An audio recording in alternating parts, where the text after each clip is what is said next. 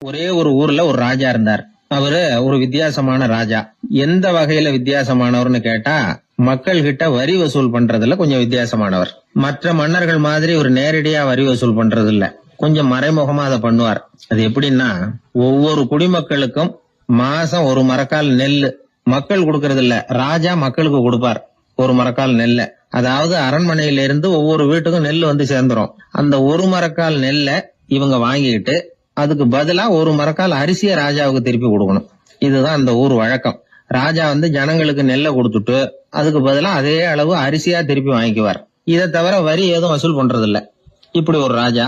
இது மேம்போக்கா பாக்குறதுக்கு ஏதோ சாதாரணமா தெரிஞ்சாலும் குடிமக்கள் ரொம்பவும் கஷ்டப்பட்டாங்க. ராஜா கொடுக்கற நெல்லையும் அரிசியாக்கணும், அதோட இன்னும் ஒரு பாதி அரிசியை இவங்க சேர்த்தும் கொடுத்தாகணும். மக்கள் வந்து ராஜாவை திட்ட ஆரம்பிச்சுட்டாங்க.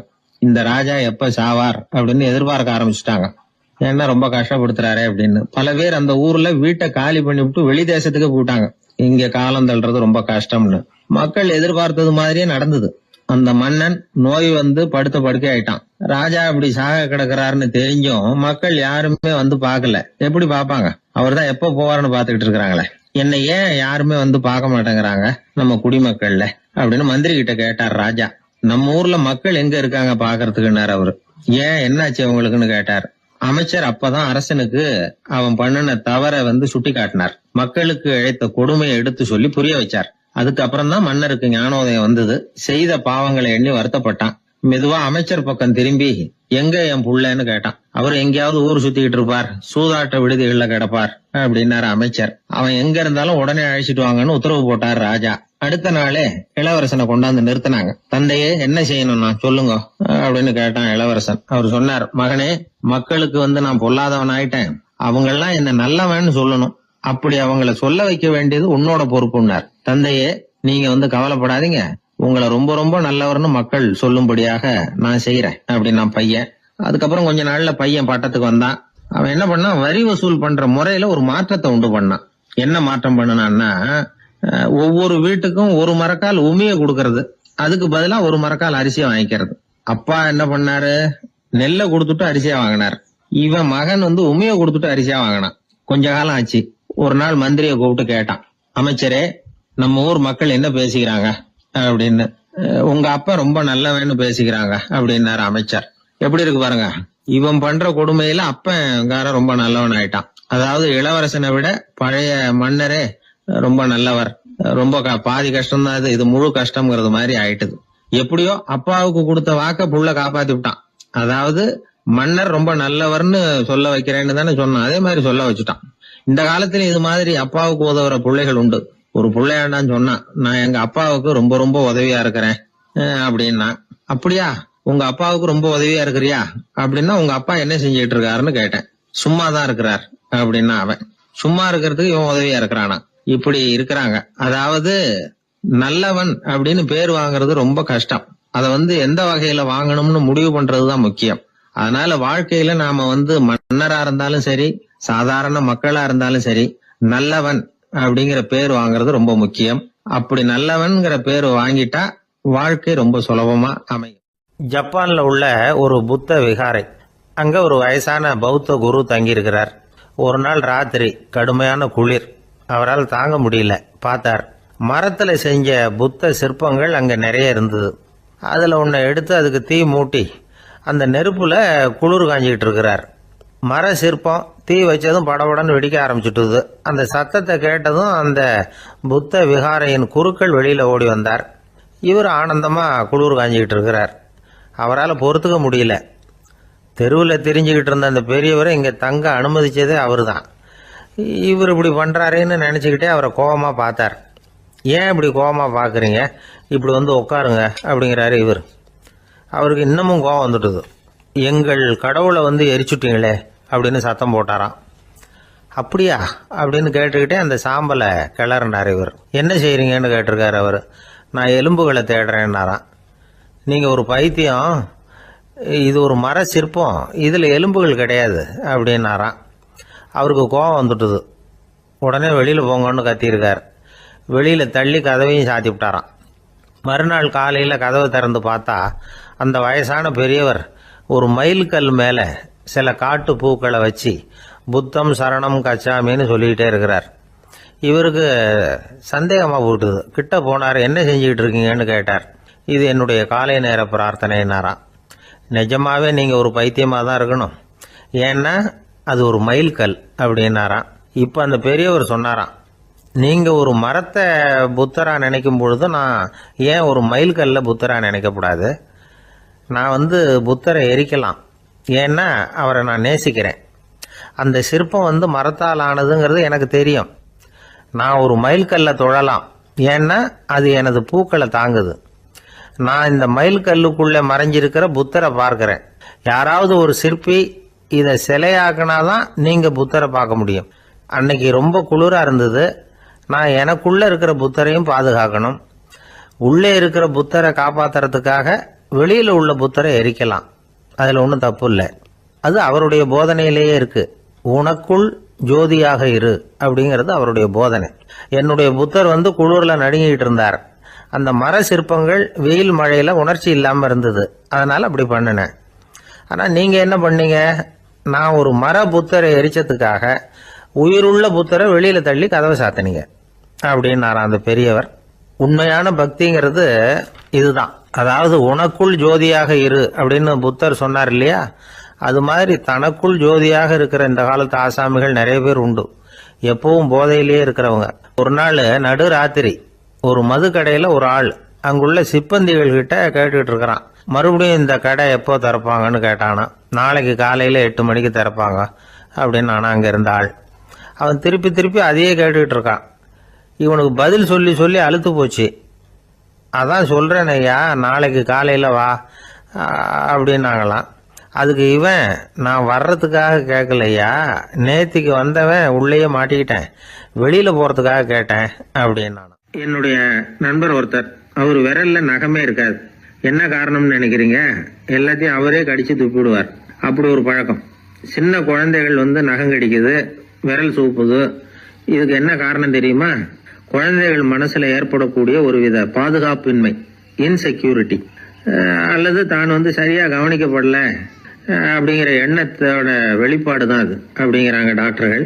சில இடங்கள்ல 2வது குழந்தை பிறந்த உடனே பெரியவர்கள் கவனம் முதல் குழந்தைகிட்ட இருந்து கொஞ்சம் விலகி 2வது குழந்தைகிட்ட போயிடும். அந்த சமயத்துல முதல் குழந்தைக்கு இந்த பழக்கம் ஏற்படுறதுக்கு வாய்ப்பு உண்டா. சில குடும்பங்கள்ல கணவன் மனைவி 2 பேருமே வேலைக்கு போறவங்களா இருப்பாங்க. குழந்தை ரொம்ப நேரத்துக்கு பெத்தவங்களை பிரிஞ்சு இருக்க வேண்டிய சூழ்நிலை இருக்கும். குழந்தை ஒரு பாதுகாப்பின்மையை உணர ஆரம்பிக்கும். இந்த பழக்கம் வந்துடும். அதனால ஒரு குழந்தைக்கு தான் ஒதுக்கப்படுறோம் அப்படிங்கிற நினைப்பு வராம பாத்துக்கணும். வளர்ந்த குழந்தைகளும் நகம் கடிக்கும். வயசானவங்க கிட்டயும் இந்த பழக்கம் இருக்கும். இது ஒரு மனச்சிதைவின் வெளிப்பாடு அப்படிங்கிறாங்க மனநல நிபுணர்கள். அம்மா அப்பா திட்டினாலும் சரி, அல்லது ஆசிரியர் திட்டினாலும் சரி, இந்த பழக்கம் வந்துடும். நாம தவறு பண்ணிட்டோம் அப்படிங்கிற நினைப்பு வர்ற சமயம் நகம் கடிக்க ஆரம்பிச்சிருவோம். ஏதோ ஒண்ணு அடையணும் அப்படின்னு நினைக்கிறோம், அதை அடைய முடியல. இப்படி ஒரு ஏக்கம் வர்ற சமயத்திலேயும் சில பேர் நகத்தை கடிக்க ஆரம்பிச்சிருவாங்க. ஒரு பெரிய அதிகாரி, தனியார் நிறுவனத்துல வேலை பார்க்கிறவரு, அவரு டென்ஷன் ஆயிட்டாருன்னா உடனே அறைக்கு அதை சாத்தி விடுவாங்களாம். அவரே சாத்திக்குவாராம். அப்படி சாத்திக்கிட்டு உள்ள எதையாவது வெறிச்சு பார்த்துக்கிட்டே நகத்தை கடிக்க ஆரம்பிச்சிருவாராம். இந்த பழக்கம் உலகம் பூரா உண்டு. நகம் கடிக்கிறவங்களை அந்த பழக்கத்திலிருந்து மீட்கிறதுக்கு என்ன வழி அப்படின்னு லண்டன்ல உள்ள அழகியல் நிறுவன நிபுணர்கள் யோசனை பண்ணி பார்த்திருக்கிறாங்க. சில ஆய்வுகள் பண்ணி பார்த்தாங்களாம். அவங்க என்ன பண்ணாங்க தெரியுமா? நகம் கடிக்கிற பழக்கம் உள்ளவங்களை எல்லாம் தேடி பிடிச்சாங்க. அவங்களையெல்லாம் 3 பிரிவா பிரிச்சுக்கிட்டாங்க. ஒரு பிரிவு கிட்ட என்ன சொன்னாங்கன்னா, உங்களுக்கு நகத்தை கடிக்கணுங்கிற நினைப்பு வர்றப்போலாம் டைரி எழுத ஆரம்பிச்சிருங்க அப்படின்னாங்களாம். இன்னொரு பிரிவு கிட்ட, உங்களுக்கு அந்த நினைப்பு வர்றப்போலாம் உங்க நகத்துக்கு வண்ணம் பூச ஆரம்பிச்சிருங்க, அழகுபடுத்த ஆரம்பிச்சிருங்க, நெயில் பாலிஷ் போடுறாங்களே அது மாதிரி. அப்படி ஒரு யோசனை சொல்லியிருக்காங்க. 3வது குழுவினர்கிட்ட, உங்களுக்கு நகத்தை கடிக்கணுங்கிற எண்ணம் வர்றப்போலாம் விரல்களை இறுக்கமா மூடி வச்சுக்கிட்டு வேற விஷயங்கள்ல கவனம் செலுத்துங்க அப்படின்னு சொன்னாங்களாம். இப்படி 3 வித முயற்சி பண்ணி பார்த்ததுல கடைசியா அவங்க என்ன கண்டுபிடிச்சாங்க தெரியுமா? 3வது குழு செஞ்சதுல நல்ல பலன் கிடைச்சதாம். அதாவது நகம் தெரியாதபடிக்கு விரலை இறுக மூடிக்கிட்டு வச்சுக்கிட்டோம்னா அந்த பழக்கம் மாறுதான். அப்படி இருந்தவங்க கிட்ட இந்த நகம் கடிக்கிற பழக்கம் மெதுவா குறைஞ்சு போச்சான். அதனால நகம் கடிக்கிற பழக்கம் உள்ளவங்க இதை முயற்சி பண்ணி பார்க்கலாம். ஒரு ஆள் இருந்தார், அவருக்கு எப்ப பார்த்தாலும் நகத்தை கடிச்சுக்கிட்டே இருக்கணும், அப்படி ஒரு பழக்கம். அதனால அவர் விரல்ல எப்பவும் நகை இருக்கிறது இல்ல, விரல் இருக்கிறதே பெரிய ஆச்சரியம். அவருக்கு திடீர்னு உடம்புல அரிப்பு, சொரிஞ்சிக்க முடியல, அரிப்பும் நிக்கல. ஒரு வாரம் தொடர்ந்து கஷ்டப்பட்டார். கடைசியா ஒரு டாக்டர் கிட்ட ஓடினார். அவர் எல்லாத்தையும் விவரமா கேட்டுக்கிட்டு கடைசியா கொஞ்சம் மாத்திரை கொடுத்து வேலைக்கு ஒண்ணு சாப்பிடு அப்படின்னாராம். இந்த மாத்திரை எதுக்கு டாக்டர்? அரிப்பு நிக்கிறதுக்கா அப்படின்னாராம். இல்ல நகம் வளர்றதுக்காக அப்படின்னாராம் இந்த டாக்டர். ஒருத்தர் ரொம்ப அவசரமா வந்தார். சார், மனுஷன் நிம்மதியா இருக்கிறதுக்கு என்ன வழின்னு கேட்டார். சீக்கிரமா ஒரு கல்யாணத்தை பண்ணீங்க, எல்லாம் சரியா போடும் அப்படின்னோம். அவர் ஒரு மாதிரியா பார்த்தார். ஏற்கனவே எனக்கு கல்யாணம் ஆயிட்டுது சார், அதனால தானே நிம்மதியா இருக்கிறதுக்கு வழி கேட்கறேன் அப்படின்னார். சரி, இவர் ஒரு மாதிரியான கேஸ் அப்படின்னு நினைச்சுக்கிட்டு நம்ம கிட்ட இருந்த ஒரு சின்ன புத்தகத்தை அவர்கிட்ட தூக்கி கொடுத்தோம். இதை படிச்சு பாருங்கன்னு. கல்யாணத்துக்கு பிறகும் சந்தோஷமா இருக்கிறதுக்கு என்ன வழி அப்படிங்கிற கேள்விக்கு அந்த புத்தகத்துல விளக்கம் இருந்தது. கணவன் மனைவிக்குள்ள சிக்கல் வராம இருக்கிறதுக்கு அதுல சில வழிகளை சொல்லி கொடுத்துருக்குறாங்க. அதெல்லாம் என்னென்ன அப்படிங்கறத இப்ப பாக்கலாமா? குடும்பம்னு இருந்தா கோபம் வரதான் செய்யும், அது வந்துட்டு போகட்டும், பரவாயில்ல. ஆனா அந்த கோபம் ஒரே நேரத்துல 2 பேருக்கும் வந்துடாம பாத்துக்கணும். ஒரு சமயத்துல யாராவது ஒருத்தர் தான் கோபப்படணும், அடுத்தவங்க அமைதியா இருக்கணும். அதுக்கப்புறம் இவர் அமைதியான உடனே அவங்க ஆரம்பிச்சுக்கலாம். கோபமா ஏதாவது சொன்னா உடனே கோபமா பதில் சொல்லக்கூடாது. கொஞ்சம் பொறுத்து கோபம் தீர்ந்த உடனே அந்த பதில சொல்லலாம். அப்போ பதில் கோபமா இருந்தா கூட அது அவ்வளவு பெருசா தெரியாது. அற்ப விஷயத்துக்கெல்லாம் காய்ச்சி மூச்சுன்னு கத்திட்டு இருக்க கூடாது. உங்க 2 பேருக்குள்ள ஒரு தர்க்கம் ஆரம்பமாயிட்டுதுன்னு வச்சுக்கோங்க. கடுமையா 2 பேரும் விவாதம் பண்றீங்க. உங்கள ஒருத்தர் இதுல ஜெயிக்கணும்னா அது நீங்களா இருக்க வேணாம், அடுத்தவங்க ஜெயிக்கிறதுக்கு நீங்க துணையா இருங்களேன். அப்படின்னா நீங்க கொஞ்சம் விட்டு கொடுக்கணும், அவ்வளவுதான். ஏதாவது குத்தம் சொல்லணுமா, செஞ்ச தப்ப சுட்டி காட்டணுமா, விமர்சனம் பண்ணணுமா, பண்ணுங்க, வேணான்னு சொல்லல. ஆனா சொன்னதை அப்படி சொல்றத கொஞ்சம் அன்பா இதமா சொல்லுங்க. எப்போ நடந்த தவறுகளை எல்லாம் இப்போ போய் மறுபடியும் ஞாபகப்படுத்திட்டு இருக்க வேண்டாம். நான் அப்பவே சொன்னேன் இந்த புடவை வேணாம்னு, நீங்க தான் கேட்கல, இப்ப பாருங்க கிழிஞ்சு போச்சு இப்படின்னு கத்துனாங்க ஒரு அம்மா. எப்போ சொன்னீங்கன்னு கேட்டா ஒரு 10 வருஷத்துக்கு முன்னாடி தீபாவளி சமயத்துல அப்படிங்கிறாங்க. அது என்ன இன்னும் அப்படியே புதுசாவே இருக்கும்? உங்களுக்கு அவரு தான் பெருசு, அவருக்கு நீங்க தான் பெருசு. அதை விட இந்த உலகத்துல வேற எதுவும் முக்கியம் இல்லைன்னு நினைக்கணும். நீ தான் என்னுடைய உலகம்னு எத்தனை தடவை சொல்லியிருப்பீங்க? அதெல்லாம் வெறும் வசனமா போயிடக்கூடாது. ஏதாவது ஒரு பிரச்சனையை பத்தி கடுமையா விவாதம் பண்ணிட்டு இருக்கீங்க, அதை அப்படியே பாதியில விட்டுட்டு படுக்கைக்கு போயிடக்கூடாது. சொச்சத்தை நாளைக்கு பேசிக்கலாம்னு. அப்படி போனா தூக்கம் வராது. பிரச்சனையை ஒரு முடிவு பண்ணிக்கிட்டு அதுக்கப்புறமா தூங்க போகணும். ஒரு நாள்ல ஒரு தடவையாவது உங்க ஜோடியை பாராட்டி நல்ல விதமா கனிவா ஒரு வார்த்தை சொல்லணும் அப்படின்னு தீர்மானம் பண்ணீங்க. ஏதாவது தப்பு பண்ணிவிட்டீங்கன்னா பரவாயில்ல, அதை ஒத்துக்கிறதுக்கும் மன்னிப்பு கேட்கறதுக்கும் தயாரா இருக்கணும். அது ஒன்றும் கேவலம் கிடையாது. வீட்டுக்குள்ள தானே கேட்க போறீங்க, வெளியில யாருக்கு தெரிய போகுதோ? எப்படியோ உங்களுக்குள்ள ஒரு சமரசம் ஆனா சரிதான். ஒரு தகராறுன்னு எடுத்துக்கிட்டா குறைஞ்சபட்சம் அதுக்கு 2 பேர் தேவை. தனியாவே உட்காந்துக்கிட்டு நான் இப்ப தகராறு பண்ணிட்டு இருக்கிறேன் அப்படின்னு யாரும் சொல்ல முடியாது. 2 பேர் தகராறு பண்றாங்கன்னா பொதுவா அந்த 2 பேர்ல யாரு அதிகமா பேசுறாங்களோ அவங்க பேர்ல தான் தப்பு இருக்கும். அதை மனசுல வச்சுக்கணும். இதெல்லாம் தான் அந்த புத்தகத்துல போட்டிருக்கிற வழிமுறைகள். இவ்வளவும் சரியா வரலன்னா அப்புறமா சொல்லுங்க, வேற புத்தகம் ஏதாவது இருக்கான்னு தேடுவோம். ஒரு கணவன் தன்னுடைய மனைவியை அழைச்சிட்டு ஒரு மனோதத்துவ டாக்டர் கிட்ட வந்தாரா. டாக்டர், எங்களுக்கு கல்யாணம் ஆகி 30 வருஷ காலமா நாங்க ஒரு விஷயத்துல கூட ஒத்து போனதில்லை அப்படின்னு ஆரம்பிச்சார். உடனே அந்த அம்மா குறுக்கிட்டு, அது 30 வருஷம் இல்ல 32 வருஷம் அப்படின்னாங்களாம். ஐயா, என்னுடைய நூல் வெளியீட்டு விழாவுக்கு அவசியம் நீங்க வரணும் அப்படின்னு கூப்பிட்டார் ஒருத்தர். எப்போ வரணும்னு கேட்டேன். அடுத்த வாரம்னார். சரி, புத்தகம் தயாராயிட்டுதா அப்படின்னு. நாளைக்கு தான் அச்சிக்க கொடுக்க போறேன்னார். என்னங்க இது, புத்தகம் அச்சிடுறதுக்கு முன்னாடியே அழைப்பிதழை அச்சடிச்சுட்டீங்களே அப்படின்னு கேட்டேன். அதனால என்னங்க, அந்த காலம் மாதிரி அப்போல்லாம் அச்சுக்கலை எவ்வளவோ முன்னேறியாச்சுங்க. Linotype, monotype, phototype, laser, இப்படி என்னென்னமோ வந்தாச்சு. இன்னைக்கு கொடுத்தா நாளைக்கே புத்தகம் தயார் அப்படின்னார். இப்படி இந்த அளவுக்கு முன்னேறி இருக்கிற இந்த அச்சுக்கலை ஆரம்பத்தில் எப்படி இருந்தது தெரியுமா? அந்த காலத்துல காகிதம்னா என்னன்னே தெரியாது. அப்படி ஒன்று கண்டுபிடிக்கப்படவே இல்லை. அப்பெல்லாம் எதையாவது ஒன்று எழுதணும்னா அதுக்கு ஆட்டு தோலை தான் பயன்படுத்தி இருக்கிறாங்க. கண்ணுக்குட்டி தோல் கூட அதுக்கு உபயோகப்பட்டு தான். ஐரோப்பாவில் இருந்த பாதிரியார்கள் தோல்ல எழுதப்பட்ட புத்தகத்தை தயாரிக்கிறதுல ரொம்ப கெட்டிக்காரங்களாம். எகிப்து, அப்புறம் மத்திய தரைக்கடல் ஓரத்தில் உள்ள நாடுகள், இங்கெல்லாம் தோல் தான் எழுது பொருளாக பயன்பட்டு வந்திருக்குது. ஆனால் நம்ம நாட்டில் ஓலைச்சுவடிகளை எழுத்துக்கு பயன்படுத்தி இருக்கிறாங்க. எழுதுறதுக்கு தோலை பயன்படுத்தினவங்க பிறகு பேப்பரைஸ் அப்படிங்கிற கோரை புல்லை வந்து அதுக்கு பயன்படுத்தினாங்களாம். இதெல்லாம் அப்படி கொஞ்சம் கொஞ்சமாக கண்டுபிடிச்சிட்டு வந்திருக்கிறாங்க. அந்த புல்லை வந்து கச்சிதமாக நறுக்க வேண்டியது, நல்லா பதப்படுத்த வேண்டியது, அதுக்கப்புறம் அதில் எழுத வேண்டியது, அவ்வளவுதான். பேப்பருங்கிற சொல்லே இந்த பேப்பைரஸ் அப்படிங்கிறதுலேருந்து வந்தது தான். அதுக்கப்புறம் தான் காகிதம் வந்தது. இதை முதல்ல சீன நாட்டில் தான் கண்டுபிடிச்சாங்க. அது வந்த பிறகு அச்சு எந்திரம் கண்டுபிடிக்க வேண்டிய அவசியம் ஏற்பட்டது. அதை கண்டுபிடிச்சவர் ஜெர்மானிய அறிவியல் அறிஞர் ஜான் கூட்டன்பர்க். அச்சு கலைக்கு அடித்தளம் அமைச்சவர் அவர் தான். ஜெர்மனியில் மெயின்ஸ் அப்படிங்கிற ஊரில் 1399 பிறந்தார். அவரோட மாமன் ஒருத்தர் உலோக வேலையில் வல்லவர். அவர்கிட்ட அந்த வேலையை கற்றுக்கிட்டார். அதோட வைர கற்களை வந்து பட்டை தீட்டுறதுலையும் ரொம்ப தேர்ச்சி பெற்றிருந்தார். இளம் வயசுலேயே சும்மா இருக்க மாட்டாராம். எதை செஞ்சாலும் அதை திறமையாக செய்வாராம். அவர் தான் முதல்ல மர அச்சு எழுத்துக்களை உருவாக்கினார். அது மேலே மை தடவி பிரதிகள் எடுத்தார். அதுக்கப்புறம் உலோக எழுத்துக்கள், முதல்ல காரியம், அப்புறம் இரும்பு, அப்புறம் கலப்பு உலோகம், பிறகு அச்சடிக்கிறதுக்கு எந்திரம் ஒன்றையும் உருவாக்கினார். முதல்ல பைபிள் அச்சடித்தார். 1468 அவர் இறந்து போனார். 16ஆம் நூற்றாண்டில் மேலை நாடுகளிலிருந்து மர எழுத்துக்களை கொண்டுகிட்டு வந்து தமிழ்நாட்டில் கிறிஸ்துவ நூல்களை அச்சிட்டாங்க. அப்பெல்லாம் வந்து அச்சகங்கள் வந்து போதிய அளவுக்கு இங்கே இல்லை. அதுக்கு என்ன காரணம்னா, இந்தியர்கள் வந்து அச்சகங்களை நடத்தக்கூடாது அப்படின்னு சட்டம். 1835 வரைக்கும் அந்த சட்டம் வந்து நடைமுறையில் இருந்தது. இந்த நிலைமையில் அங்கேயும் இங்கேயுமா 1-2 அச்சகங்கள் ஆரம்பமாச்சு. 1713 தரங்கம்பாடியில் லூத்தரன் மிஷன் அச்சகம், அதே ஆண்டில் சென்னையில் SPCK அச்சகம்.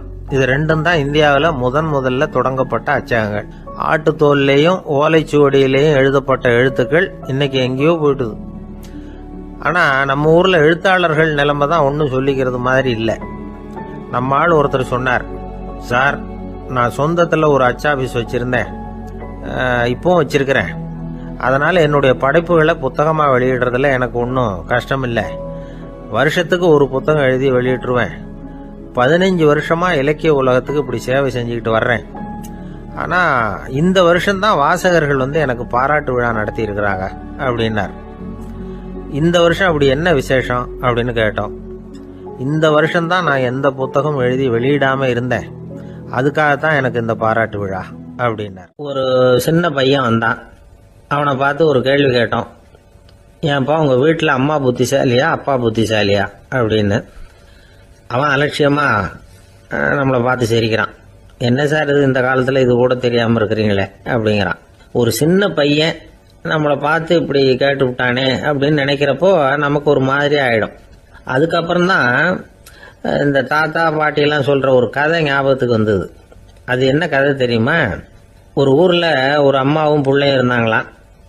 அந்த மகனுக்கு திடீர்னு தேசாந்திரம் போய் வரணும்னு ஆசை வந்துட்டுது. ஊராக போய் சுற்றி பார்க்கணுங்கிற ஆசை. அந்த அம்மாவுக்கு இது பிடிக்கல. மகனை பிரிஞ்சு இருக்கிறதுக்கு அவங்க மனசு இடம் கொடுக்கல. வேணாப்பான்னு சொல்லி பார்த்தாங்க, அவன் கேட்கல. திடீர்னு புறப்படவும் செஞ்சுட்டான். சரி, இனிமே அவனை தடுக்க முடியாதுன்னு முடிவு பண்ணிக்கிட்டாங்க அந்த அம்மா. இருந்தாலும் புத்திசாலித்தனமாக ஒரு யோசனை பண்ணாங்க. மகனை கிட்டத்தில் கூப்பிட்டாங்க. அவங்ககிட்ட சொன்னாங்க, இதை பாருப்பா, நீ தேசாந்திரம் போகிறதுன்னு தீர்மானம் பண்ணிவிட்ட, அதை நான் தடுக்கலை, போயிட்டு வந்துடும். ஆனால் போகிறதுக்கு முன்னாடி எனக்கு ஒரு வாக்குறுதி கொடுத்துட்டு போ அப்படின்னாங்க. போகிறப்போ ராத்திரியாக இருந்தாலும் பகலாக இருந்தாலும் சரி, புளிய மரத்து நிழலில் தான் தங்கணும். திரும்பி வர்றப்போ இரவும் பகலும் நீ வந்து வேப்ப மரத்து நிழல்லே தங்கணும் அப்படின்னாங்க. சரி, அப்படியே செய்கிறேன்னு சொல்லி வாக்குறுதி கொடுத்தான் பையன். புறப்பட்டு போனான். போகிற வழியில் புளிய மரத்து நிழல்லே தங்கினான், தூங்கினான். அப்படி போய்கிட்டே இருந்தான். 7ஆவது நாள் அவன் உடம்பு சுகமில்லாமல் போயிட்டுது. ரொம்பவும் பலவீனமாயிட்டான். இனிமேல் நடக்க முடியாதுங்கிற நிலைமை வந்துட்டுது. யோசிச்சு பார்த்தான். சரி, இதுக்கு மேலே வந்து போக வேண்டாம் அப்படின்னு முடிவு பண்ணிட்டு திரும்பி வர ஆரம்பிச்சுட்டான். திரும்பி வர்றப்போ வழியில் வேப்ப மரத்து நிழல்லையே தங்கி வந்தான். நாளுக்கு நாள் உடம்பு சரியாக வந்துட்டுது. 7ஆவது நாள் வீட்டுக்கு வந்து சேர்றான். உடம்பு பழையபடியே கலகலப்பாயிட்டுது. பூரண சுகம். தேசாந்திரம் போன பையன் திரும்பி வந்துட்டானே அப்படின்னு அந்த அம்மா ஆச்சரியப்படலை. ஏன்னா அவங்களுக்கு தெரியும் இப்படி ஆகும்னு. பையன் சீக்கிரமாக திரும்பி வரணுங்கிறதுக்காக தான் அவங்க அந்த யோசனையை சொன்னாங்க. என்ன விஷயம்ங்கிறதையும் அவங்களே சொன்னாங்க. மகனே, புளிய மரத்து நிழல் உடம்புக்கு உஷ்ணத்தை கொடுக்கும், சீக்கம் உண்டாக்கும். அதனால நீ தொடர்ந்து புளிய மரத்து நிழலில் தங்கினாவே நோய்க்கு ஆளாயிட்ட. அதனால நல்ல பயணத்தை முடிச்சுக்கிட்டு திரும்பி வரணுங்கிற முடிவுக்கு வந்துட்ட. திரும்பி வர்றப்போ நீ தங்கினது வேப்ப மரத்து நிழல். அது உடம்புக்கு குளிர்ச்சியை தரக்கூடியது, நோயை தீர்க்கக்கூடியது. அதனால சுகமாக வீட்டுக்கு சேர்ந்துட்ட. உன்னோட தேசாந்திர பயணத்தை தடுக்கிறதுக்காக தான் இப்படி பண்ணினேன் அப்படின்னாங்களாம் அந்த அம்மா. பார்த்தீங்களா அம்மாவோட புத்திசாலித்தனத்தை? அப்பாவா இருந்தால் இப்படியா பண்ணுவார்? ஒரு அப்பா பையன்கிட்ட 10 ரூபா கொடுத்து இதை எடுத்துக்கிட்டு அடுத்த ஊருக்கு போய் அங்கே இருக்கிற மாமா கிட்ட இதை கொடுத்துட்டு வாடா, வழியில் எங்கேயாவது மரத்தடியில் படுத்து தூங்கி விடாதே அப்படின்னு எச்சரிக்கை பண்ணி அனுப்புனாராம். பையனுக்கு எச்சரிக்கையாக வாழறது எப்படிங்கிறத கற்றுக் கொடுக்கறதுக்காக இப்படி பண்ணார். அவன் பணத்தை வாங்கிக்கிட்டு போனான். அப்பா சொன்னதை மறந்துட்டு ஒரு மரத்தடியில் படுத்து தூங்கிட்டான். அவனுக்கு தெரியாமல் அவன் பின்னாடியே போன அப்பா அவன் கையில் இருந்த அந்த 10 ரூபாயை நைஸா எடுத்துட்டு வந்துட்டார். அவன் பையில தானே வச்சிருந்தான், அது தெரியாமல் எடுத்துட்டு வந்துட்டார். அவன் தூங்கிக்கிட்டு இருக்கான். எடுத்துட்டு ஒரு மறுபடியும் வீட்டுக்கு வந்துட்டார். பையன் முழிச்சுக்கிட்டு பைய தடவி பார்க்கறான், பணத்தை காணும். அழுதுகிட்டே திரும்பி வந்தான். அப்பா கிட்ட விஷயத்த சொன்னான். அப்பா சிரிச்சுக்கிட்டே சொன்னார், அதுக்கு தான்ப்பா ஆரம்பத்திலேயே எச்சரிக்கை பண்ணினேன், இனிமேலாவது நீ ஜாக்கிரதையா இருக்கணும் அப்படிங்கிறதுக்காக தான் இப்படி பண்ணினேன். அந்த பணம் எங்கேயும் போயிடல, நான் தான் அதை உனக்கு தெரியாம எடுத்து வச்சிருக்கிறேன். இதோ பாரு அப்படின்னு சொல்லிட்டு சைடு பாக்கெட்ல கையை விட்டா அது ஓட்டையா இருக்கு. அதை எவனோ ஏற்கனவே கத்திரிச்சு எடுத்துட்டு போட்டான். இப்ப அப்பா முகத்துல அசடு வழிஞ்சுதான். கடற்கரை ஓரமா ஒரு பெரியவர் கையால மணலை கீறிக்கிட்டே உட்காந்துருக்கிறார். என்னத்தையும் தேடிட்டு இருக்கிறது மாதிரி தெரிஞ்சது. மெதுவா கிட்டத்துல போய் என்னத்தை தேடிட்டு இருக்கிறீங்க அப்படின்னு கேட்டோம். அவரு சாவகாசமா நிமிந்து பார்த்து நிம்மதியை தேடிட்டு இருக்கிறேன்னார். நாங்க ஒரு மாதிரி ஆயிட்டோம். இருந்தாலும் சமாளிச்சுக்கிட்டு, சார் மணல்ல கிழிஞ்சல் தான் கிடைக்கும், நிம்மதி கிடைக்காது அப்படின்னோம். சரி, இன்னைக்கு வசமா நம்ம கிட்ட ஒரு ஆள் மாட்டிக்கிட்டார் அப்படின்னு நினைச்சு அவர் பக்கமா போய் உட்காந்துக்கிட்டு கதை சொல்ல ஆரம்பிச்சிட்டோம். ஒரு பெரிய மன்னர் இருந்தார். அவருக்கு எல்லா வசதியும் இருந்தது. இருந்தாலும் ஒரே ஒரு குறை. அது என்னன்னா நிம்மதி இல்லைங்கிற குறை. அரண்மனையில தினமும் கலை நிகழ்ச்சி, நாட்டியம் எல்லாம் நடந்துகிட்டு தான் இருந்தது. இருந்தாலும் நிம்மதி இல்லை. சரி, நிம்மதி எங்க கிடைக்கும் அப்படின்னு தேட ஆரம்பிச்சார். உடனே அதுக்கான முயற்சிகள்ல தீவிரமா இறங்கினார். நாட்டுல உள்ள தத்துவ மேதைகளை எல்லாம் கூப்பிட்டுட்டு வர சொன்னார். எல்லாரும் சேர்ந்தாங்க. அவங்கள பார்த்து நிம்மதி எங்க இருக்குது அப்படின்னு விசாரிச்சார். அவங்களுக்கு அது தெரிஞ்சா ஏன் இப்படி ராஜா முன்னாடி நின்றுட்டு இருக்க போறாங்க? ராஜாவோட கேள்விக்கு ஒவ்வொருத்தரும் ஒவ்வொரு மாதிரி விளக்கம் கொடுக்க ஆரம்பிச்சிட்டாங்க. எந்த பதிலும் ராஜாவுக்கு திருப்தி அளிக்கக்கூடிய அளவுக்கு இல்ல. சரி, போயிட்டு வாங்கன்னு சொல்லி அவங்கள எல்லாம் அனுப்பி வச்சுட்டார். ஒரு நாள் அவர் மாளிகையில உப்பருகையில நின்றுட்டு இருக்கிறார். அந்த சமயத்துல தெருவுல ஒரு பிச்சைக்காரன் ரொம்ப உல்லாசமா பாட்டு பாடிக்கிட்டே போயிட்டு இருக்கிறான். குரல்ல ஒரு சந்தோஷம், நடையில ஒரு மிடுக்கு. அவன்கிட்ட கொஞ்சம் கூட கவலை இருக்கிறதா தெரியல. உடனே ராஜா அதை பார்த்தார். ஏவலாளிகளை கைதட்டி கூப்பிட்டார். உடனே ஓடி போய் அந்த பிச்சைக்காரனை இங்க அழைச்சிட்டு வாங்கன்னு உத்தரவு போட்டார். இவங்க உடனே ஓடி போய் அவனை கூப்பிட்டாங்க. அரண்மனைக்கு வாழ்ந்தாங்க. அவன் வரல. அரண்மனைக்குள்ள அடி எடுத்து வைக்க மாட்டேன்னு சொல்லிவிட்டான். ராஜா கிட்ட விஷயத்த சொன்னாங்க. அவருக்கு ரொம்ப ஆச்சரியம், இப்படி ஒரு ஆள் இருக்கிறானா அப்படின்னு. சரி, அவன் என்னதான் சொல்றான் அப்படின்னு விசாரிச்சார். இவங்க மறுபடியும் தெருவுக்கு போய் கேட்டாங்க. என்ன பார்க்கணும்னா ராஜா விருப்பப்பட்டாருன்னா அவரை வேணும்னா இங்க வர சொல்லுங்க அப்படின்னு சொல்லிவிட்டான். அதை ராஜா கிட்ட சொன்னாங்க. அவருக்கு கோபம் வரல. இவ்வளவு சுதந்திர உணர்வோடு இருக்கிறவன் சாதாரண ஆளா இருக்க முடியாது அப்படின்னு நினைச்சார். உடனே கிடுகிடுன்னு இறங்கி தெருவுக்கு வந்தார். பிச்சைக்காரங்கிட்ட போனார். நீ கவலைப்படாம சந்தோஷமா பாடிட்டு போறியே, அது எப்படி முடியுது உன்னால அப்படின்னு கேட்டார். ஏன் அப்படி கேக்குறீங்கன்னு அவன், அதுக்கு இல்ல, எனக்கு அரண்மனையில எவ்வளவோ சுகபோகங்கள்லாம் இருக்கு, இருந்தாலும் நிம்மதி இல்ல. இது ஏன்னு எனக்கு தெரியல. இந்த தேசத்துல உள்ள அறிஞர்களை எல்லாம் கூப்பிட்டு கேட்டு பார்த்துட்டேன், அவங்களுக்கும் தெரியல.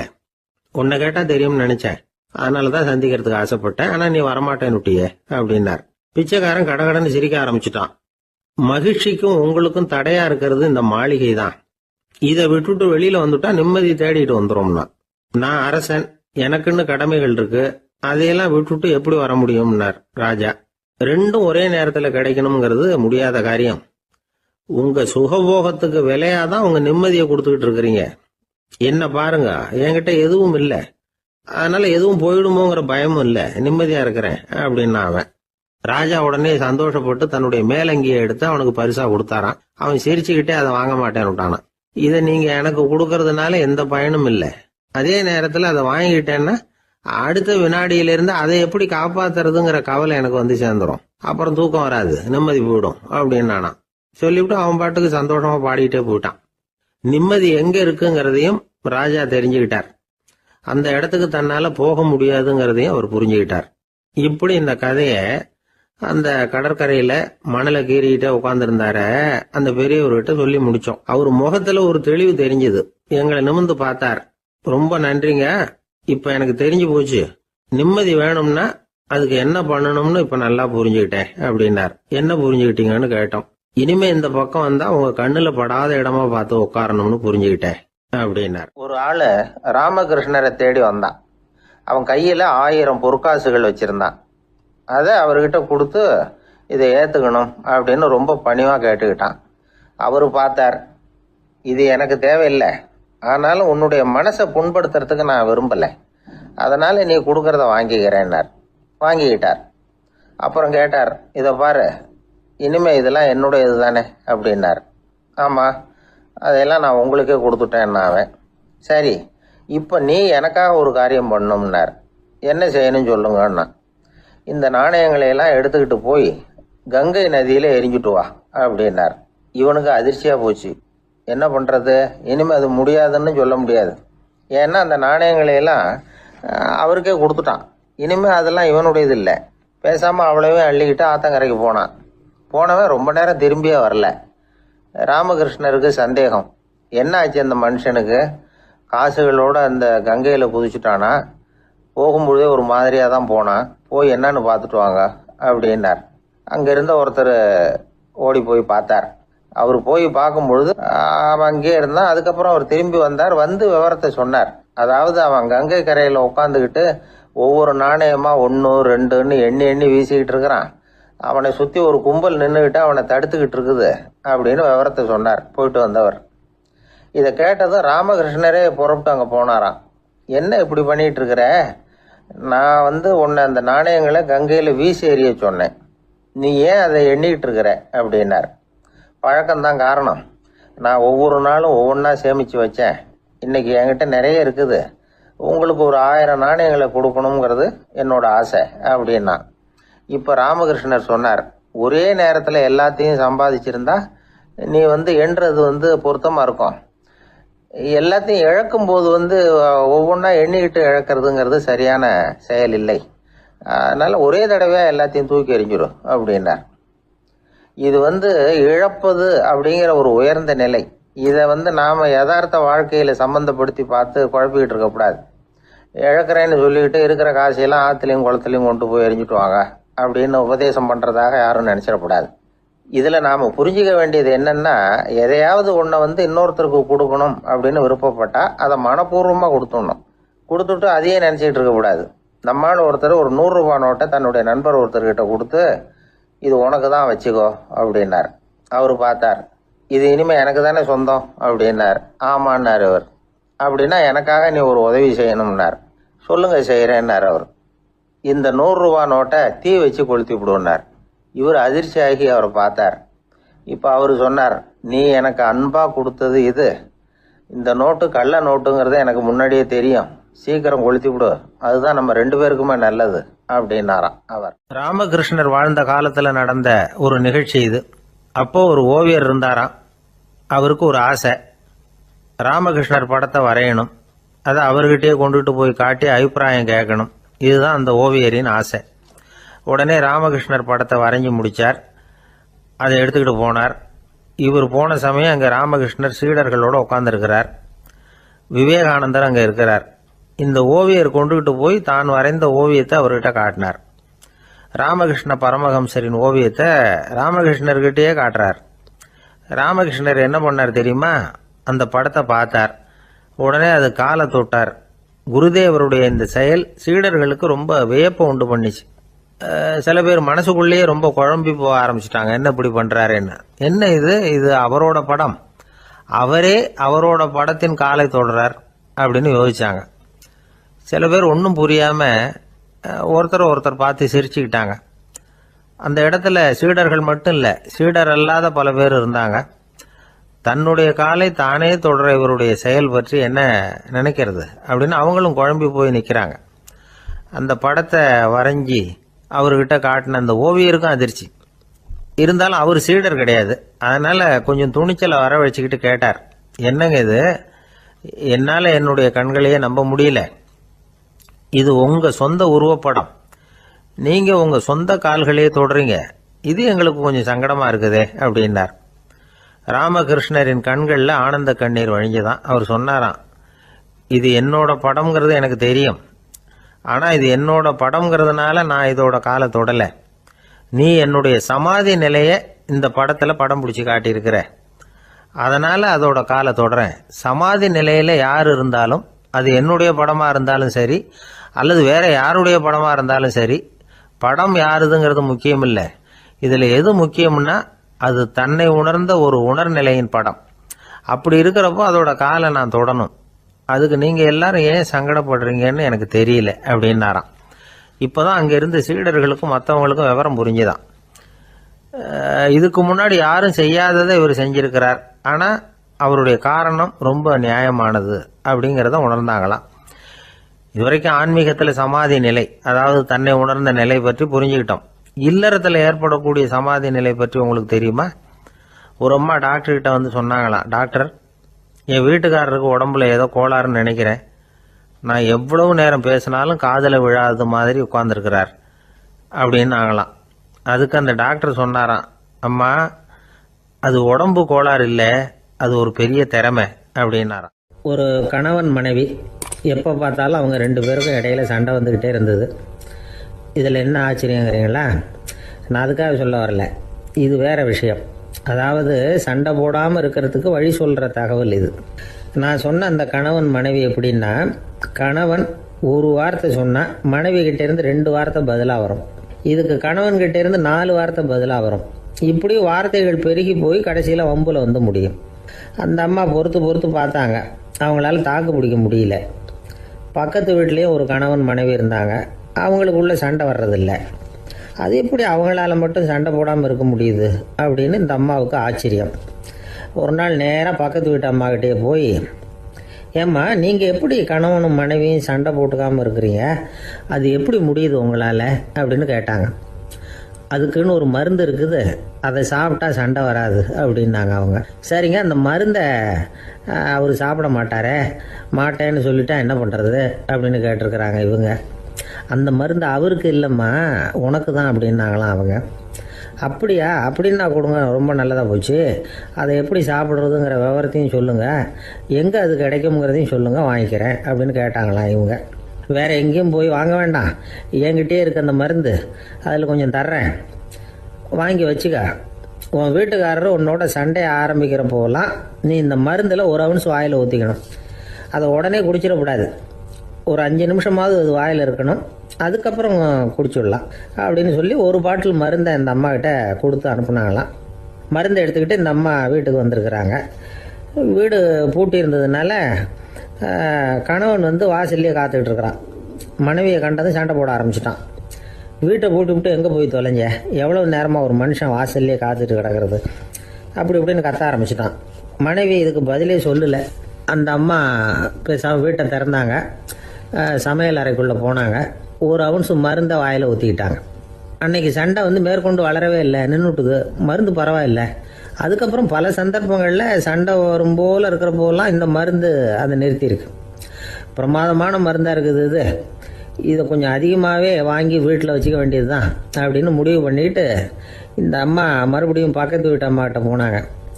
எவ்வளவு விலையானாலும் சரி, நான் காசு கொடுத்து வாங்கி வச்சுக்கிறேன், எந்த கடையில் இருக்குது இந்த மருந்து சொல்லுங்க அப்படின்னு கேட்டாங்க. இந்த மருந்துக்கு விலையே கிடையாதுங்க, இலவசமாகவே கிடைக்கும்னாங்களாம் அவங்க. அது எப்படி விலையில்லாமல் இதை விற்க முடியுது அப்படின்னு கேட்டாங்களாம் இவங்க.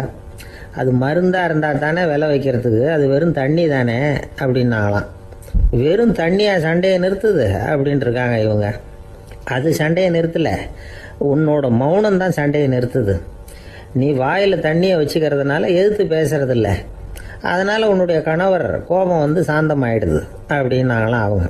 இந்த கதையிலேருந்து சண்டையை நிறுத்துற மருந்து எதுன்னு தெரிஞ்சுக்கிட்டோம் இல்லையா.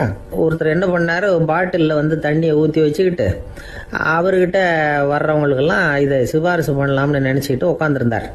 ஒரு அம்மா வந்தாங்க. இதை கேட்டுவிட்டு இதையே ஒரு மருந்து மாதிரி கொடுக்கலாம்ங்கிறது அவர் முடிவு. அதனால் பாட்டிலில் தண்ணி அடைச்சி வச்சுக்கிட்டு அதில் கலருக்காக என்னத்தையோ ஒரு ஜீரகம் அது மாதிரி எதையாவது கலந்து வச்சுக்கிட்டு ஒரு மருந்து மாதிரி ஒரு பாவனையில் வச்சுக்கிட்டு உட்காந்துருக்காரு. யாராவது வீட்டில் சண்டைன்னா என்கிட்ட வாங்க மருந்து தரேன்னு. ஒரு அம்மா வந்தாங்க. எனக்கு என் வீட்டுக்காரருக்கும் அடிக்கடி சண்டை வருதுங்க அப்படின்ட்டு இருக்காங்க. கவலைப்படாதம்மா, நான் ஒரு மருந்து தரேன்னு சொல்லி வீட்டுக்குள்ளே போய் ஒரு பாட்டில் எடுத்து வந்து கொடுத்தார். பாட்டிலில் இருக்கிறது என்னங்கிறத சொல்லிவிட்டு அது பேரில் மரியாதை வராது இல்லையா, அதனால் சொல்லலை. அந்த அம்மா வாங்கிட்டு போனாங்க. 4 நாள் கழித்து திரும்பி வந்தாங்க. என்னம்மா வீட்டில் சண்டை நின்று போச்சான்னு கேட்டிருக்காரு இவர். அங்கே நின்று போச்சுங்க, இப்போ உங்ககிட்ட ஆரம்பமாக போகுதுன்னாங்களாம். என்னம்மா அப்படின்ட்டுருக்காரு அவர் பயந்து போய். இப்போ என்னங்க நீங்கள் என்ன மருந்து கொடுத்துருக்குறீங்க என்னங்க அப்படின்னாங்களாம் கோவமாக. அது வெறும் தண்ணி தானே அப்படின்ட்டுருக்காரு இவர். தண்ணியாக இது நல்லா பாருங்கள் அப்படின்னு அந்த பாட்டில் நீட்டினாங்களாம். இவர் வாங்கி பார்த்துருக்காரு. அப்புறம் தான் விஷயம் புரியுது அவருக்கு. இவர் கை தவறுதலாக அவங்க வீட்டில் இருந்த மண்ணெண்ணெய் பாட்டில் எடுத்து அவர்கிட்ட கொடுத்துருக்குறாங்க. அப்புறம் என்ன ஆகும், சண்டை வராமல். அர்ஜுனன் கேட்ட கேள்விக்கெல்லாம் பகவான் கண்ணன் வந்து பதில் சொன்னார். அதுக்கு பேர் பகவத்கீதை. அதே மாதிரி உத்தவன் கேட்ட கேள்விக்கும் அவர் பதில் சொல்லியிருக்கிறார். அதுக்கு என்ன பேருனா உத்தவ கீதைன்னு பேர். அது சரி, உத்தவன்னா யார்? கண்ணனுக்கு சின்ன வயசுலேருந்தே தேர் ஓட்டிக்கிட்டு இருந்தவன் அவன் தான். குருஷேத்திர போர் முடிஞ்சது. அதர்மத்தை அழித்து தர்மத்தை நிலைநாட்டி தர்மனுக்கு முடிச்சு விட்டினார் கண்ணபிரான். அதுக்கப்புறம் துவாரகைக்கு திரும்பினார். தான் வந்த காரியம் முடிஞ்சது. அதனால் இளமையிலிருந்தே தனக்கு தேரோட்டியா இருந்து வந்த உத்தவனை கூப்பிட்டார். இதை பாருப்பா, உனக்கு வேணுங்கிறத கேளுன்னார். அவன் தனக்குன்னு எதையும் கேட்கறதுக்கு ஆசைப்படலை. இருந்தாலும் கேள்வி கேட்குறதில் அவன் ரொம்ப கெட்டிக்காரன். அதனால் கேட்க ஆரம்பித்தான். பரந்தாமா, ராஜசூய யாகத்துக்கு தர்மனை கூப்பிட்டு தன்னுடைய அரண்மனையில் விருந்து வச்சான் துரியோதனை. அதுக்கப்புறம் சூதாட்டத்துக்கு கூப்பிட்டான். தர்மன் வந்து தோல்வி அடைகிற மாதிரி பண்ணிவிட்டான். நீங்கள் தான் முக்காலமும் உணர்ந்தவராச்சே, சூதாட்டத்தில் தர்மர் ஜெயிக்கிறது மாதிரி பண்ணியிருக்கக்கூடாதா? இந்த பகடக்காயை உருட்டுறப்போ நீங்கள் எதிர்பார்த்தது விழற மாதிரி பண்ணியிருக்கலாமே. சரி, அதுதான் இல்லை. வேடிக்கை பார்த்துக்கிட்டு இருந்த பீமன், அர்ஜுனன், நகுலன், சகாதேவன் இவங்களையும் பணையம் வச்சு ஆடுறப்போவாவது காப்பாற்றிருக்கலாம். அதையும் நீங்கள் செய்யலை. பாவம் அந்த அவல பொண்ணு, ஒன்றும் புரியாத ஒன்றும் தெரியாத அந்த உன்னுடைய சகோதரி திரௌபதி, அந்த பொண்ணை வந்து துச்சாதனன் இழுத்துக்கிட்டு வந்து துகில் உரிகிற கட்டத்தில் காப்பாற்றினியே. இது நியாயமா, முறையா, அறமா? இதுதான் உத்தவன் கேட்ட கேள்வி. இதுக்கு பரந்தாமன் பதில் சொல்கிறார். அப்படி கேள் உத்தவா. தருமனை வந்து துரியோதனன் வந்து சூதாட அழைக்கும் பொழுது என்ன சொன்னான் தெரியுமா? நான் பணையம் வைக்கிறேன், எனக்கு பதிலாக என்னுடைய மாமன் சகுனி பகடக்காய்களை உருட்டுவான்னு சொன்னான். உடனே தருமன் எனக்கு பதிலாக என்னுடைய மைத்துனன் கண்ணன் வந்து பகடக்காய்களை உருட்டுவான்னு சொல்லியிருக்கலாமே. அப்படி சொல்லலை. என்ன செஞ்சான் தெரியுமா? துரியோதனன் கூட சூதாட்டத்துக்கு சம்மதிச்சுட்டோம், கடவுளே இது என்னுடைய மைத்துனன் கண்ணபிரானுக்கு தெரியக்கூடாது அப்படின்னு வேண்டிக்கிட்டான். இதனால் தருமன் வந்து எனக்கு வந்து மனசால தடை போட்டுட்டான். அதனால் அரண்மனைக்கு வெளியிலேயே என்னை கூப்பிடுவாங்கன்னு நான் காத்துக்கிட்டு இருந்தேன்.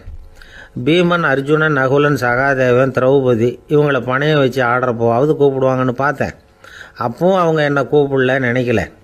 திரௌபதியை வந்து துச்சாதனன் கூந்தலை பிடிச்சி இழுக்கிறான். அப்போ கூட அவள் தன்னுடைய உடல் பலத்தால் தடுக்கிறதுக்கு முயற்சி பண்ணாலே தவிர என்ன நினைக்கல. துரியோதனன் சபைக்கு இழுத்து செல்லப்பட்ட திரௌபதி அறநூல்களையும் அரச நீதிகளையும் சொல்லிக்கிட்டு இருந்தாலே தவிர என்ன நினச்சே பார்க்கலை. துகில் உரிகிற கட்டத்தில் தான் ஹரி ஹரி கண்ணா பரந்தாமன்னு கூப்பிட்டா. அதனால தான் அப்போ போய் நான் காப்பாற்றினேன் அப்படின்னா பரந்தாமன். அப்படின்னா நீ அழைச்சாதான் போவியா, நீயா போக மாட்டியா அப்படின்னு கேட்குறான் உத்தவன். ஆமாம், நான் கூப்பிட்டா தான் போவேன். மனிதர்கள் செய்யக்கூடிய செயல்களையெல்லாம் அவங்கவுங்க போக்கிலேயே விட்டுட்டு வேடிக்கை பார்த்துக்கிட்டு இருப்பேன். நான் குறுக்கிட்டு வந்து ஒன்றுமே செய்ய மாட்டேன் அப்படின்னா பரந்தாமன். மனுஷன் தவறு பண்ணுனா திருத்த மாட்டியா, சும்மா பார்த்துக்கிட்டு தான் உட்காந்துருப்பியா அப்படின்னு கேட்குறான் உத்தவன். நான் மனுஷனுடைய உள்ளத்தில் இருக்கிறப்போ என் எதிரில் மனுஷன் தவறு பண்ண மாட்டான் அப்படின்னு ஆனா கண்ணன். அதாவது யார் நினைக்கிறாங்களோ அவங்க உள்ளத்துலலாம் அவன் இருக்கிறான். அப்படி இருக்கிறப்போ தவறு செய்ய மனுஷன் அஞ்சுவான். இதுதான் உத்தவ கீதைங்கிறது. இந்த காலத்துலேயும் சில பேர் பகவான் மாதிரி அடுத்தவங்க கஷ்டப்படுறத வேடிக்கை பார்த்துக்கிட்டு இருக்கிறது உண்டு. அன்னைக்கு அப்படித்தான். நடுத்தெருவில் ஒரு திருடனை பிடிச்சி எல்லாரும் சேர்ந்து அடிச்சுக்கிட்டு இருக்கிறாங்க. ஒரு ஆள் மட்டும் தள்ளி நின்று அதை வேடிக்கை பார்த்துக்கிட்டு இருக்கான். பார்த்துக்கிட்டு சிரிச்சுக்கிட்டு இருக்கிறான். என்ன சார் இது, பாவம் அந்த ஆளை போட்டு அப்படி அடிக்கிறாங்களே அப்படின்னும். அடிக்கட்டும் சார், அவன் அடி வாங்க வேண்டிய ஆள் தான் அப்படின்னா அவன். ஏன் சார் அப்படி சொல்கிறீங்க அப்படின்னு கேட்டோம். பின்ன என்ன சார், நான் ஒருத்தர் பையில் இருந்த பர்ஸை எடுக்கிறதுக்கு முயற்சி பண்ணிக்கிட்டு இருந்தேன். அதுக்குள்ளே அவன் முந்திக்கிட்டு அப்வேஸ் பண்ணிவிட்டான். பர்ஸை அவன் எடுத்துட்டான். பார்க்கறதுன்னா எடுக்கிறது அவனா? என்ன சார் நியாயம் இது? நல்லா வாங்கட்டும் அப்படிங்கிறான். ஒரு ஊரில் ஒருத்தர் இருந்தான். ஏதோ ஒரு சின்ன அலுவலகத்தில் வேலை பார்த்துக்கிட்டு இருந்தான். ரொம்ப ஏழை. வர்ற கொஞ்சம் வருமானத்தை வச்சு வாழ்க்கையை ஓட்டிகிட்டு இருந்தான். ஒரு நாள் தெரு வழியாக அவன் நடந்து வந்துக்கிட்டு இருக்கிறான். தெருவில் ஒரு காசு கிடந்தது. அதை பார்த்துட்டான். அது குனிஞ்சு எடுத்தான். அது ஒரு பழங்கால காசு. அந்த காசு நடுவில் ஒரு துளை இருந்தது. அதாவது துளையிட்ட நாணயம். பழங்காலத்தில் புழக்கத்தில் இருந்த ஒரு நாணயம் அது. துளையிட்ட நாணயம் கிடைச்சதுன்னா ரொம்ப நல்லது, அது அதிர்ஷ்டம் அப்படின்னு ஒரு நம்பிக்கை உண்டு. இவன் கையில் அது கிடைச்சதும் ரொம்ப சந்தோஷப்பட்டான்.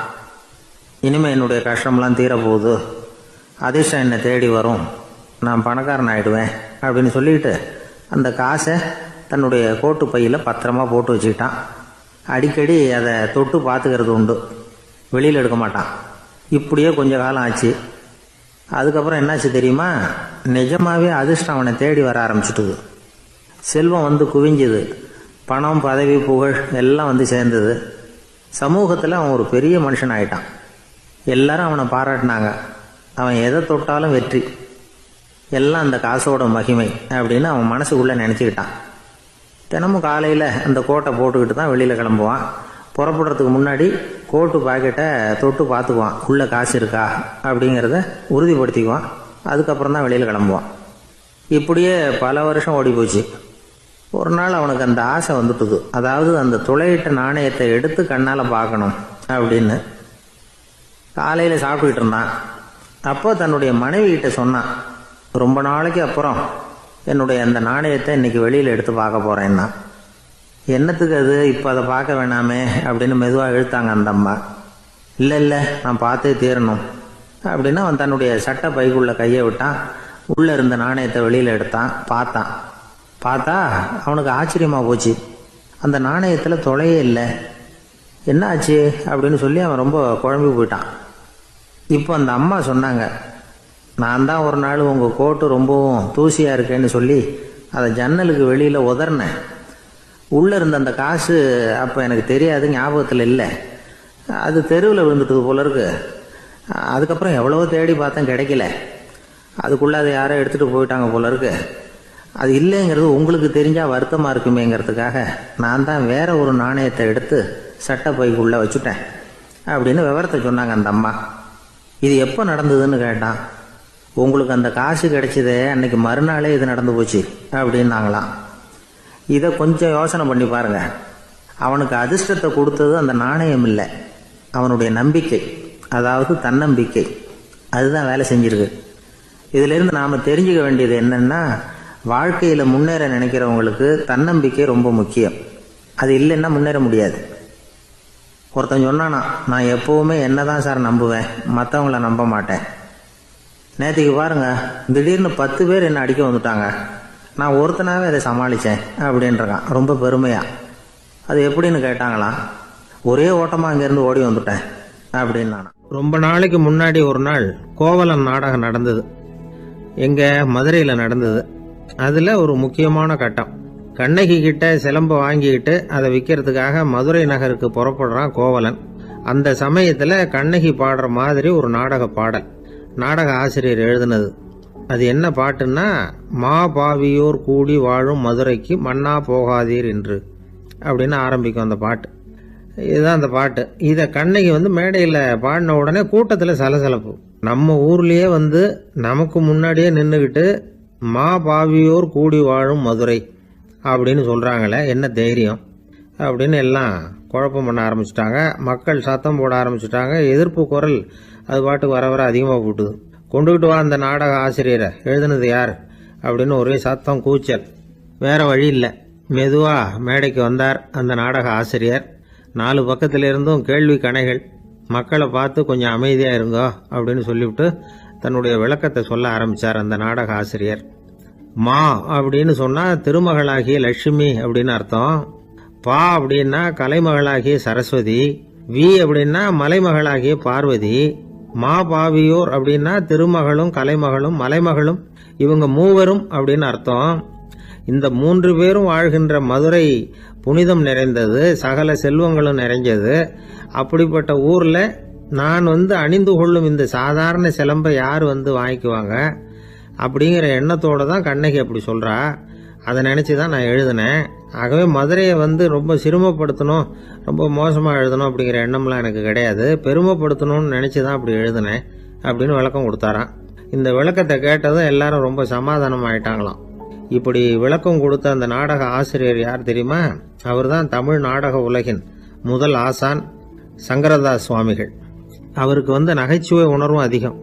1920ஆம் ஆண்டு திருநெல்வேலியில் அவர் தங்கியிருக்கிறார் நாடகம் நடத்துறதுக்காக. அவர் தங்கியிருந்த வீட்டில் கொசு மூட்டை பூச்சி அதிகமாக இருந்திருக்கு. அவரால் தூங்கவே முடியல.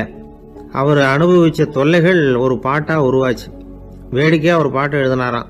மூட்டையும் கொசுவும் ஒரு வீட்டிலே மீட்டிங் போட்டால் முன்னே நிற்க யாரால் முடியும்? கொசு மோகன ராகம் போல சத்தம் போட்டு முன்னே நின்று செய்திடும் யுத்தம். இதை மறுநாள் நாடகத்தில் கோமாளி வேஷம் போட்ட ஒரு சிறுவனை விட்டு பாட வச்சிருக்காரு. எல்லாரும் சிரிச்சு ரசிச்சாங்களாம். சங்கரதாஸ் சுவாமிகள் கல்யாணமே பண்ணிக்கல, துறவி மாதிரியே வாழ்ந்திருக்கார். தமிழ் நாடக கலைக்கு தன்னையே அர்ப்பணம் பண்ணிக்கிட்டவர் அவர்.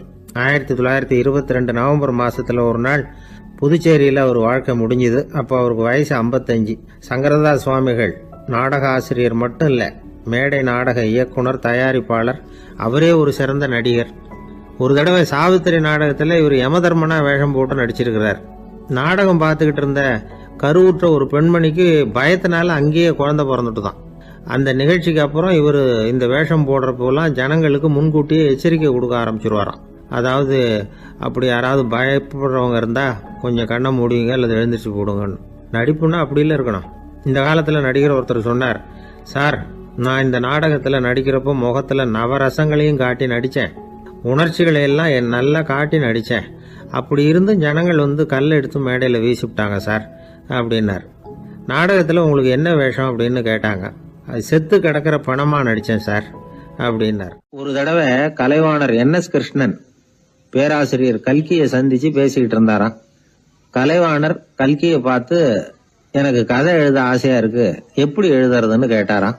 கதை எழுதுறதுக்கு 4 மை வேணும்னாராம் கல்கி. அப்படியா, அப்படின்னா என்னென்ன கலர் மை அப்படின்னு கேட்டிருக்காரு கலைவாணர் சிரிச்சுக்கிட்டே. நான் சொன்னது கலர் மை இல்ல, அது வேற மை. அதாவது கதை எழுதுறதுக்கு தேவைப்படுகிற 4 மை எதுன்னா, 1 திறமை, 2 பேணாமை, 3வது தனிமை, 4வது பொறுமை அப்படின்னாராம். உடனே கலைவாணர், உங்க யோசனை அருமை அப்படின்னாராம். அதுதான் கலைவாணர். பொதுவா எழுத்தாளர்கள் எழுதுற மாதிரி நடந்துக்கிறது இல்ல. ஆனா கலைவாணர் என்ன சொல்லுவாரோ அதே மாதிரி நடந்துக்குவார். எல்லாருக்கும் எல்லாம் கிடைக்கணுங்கிற கருத்தை சினிமா படங்கள்ல வலியுறுத்துவார். அதே மாதிரி நடைமுறை வாழ்க்கையிலேயும் எல்லாருக்கும் எல்லாமும் கொடுப்பார். பணம், பதவி, புகழ் இப்படி எதுவுமே இல்லாத ஒரு சாதாரண மனுஷனா இருந்தா கூட இவர் மனுஷனுக்கு கொடுக்கற மரியாதையில கொஞ்சமும் குறைச்சல் இருக்காது. இந்த குணம் சாதாரணமா எல்லாருக்கும் இருக்கிறது இல்ல. அவரு சினிமா தியேட்டருக்கு போய் சினிமா பாக்குறது வழக்கம். அவரு வந்திருக்கிறாருங்கிறது தெரிஞ்சா போதும், வெளியில பிச்சைக்காரங்க கூடிடுவாங்க.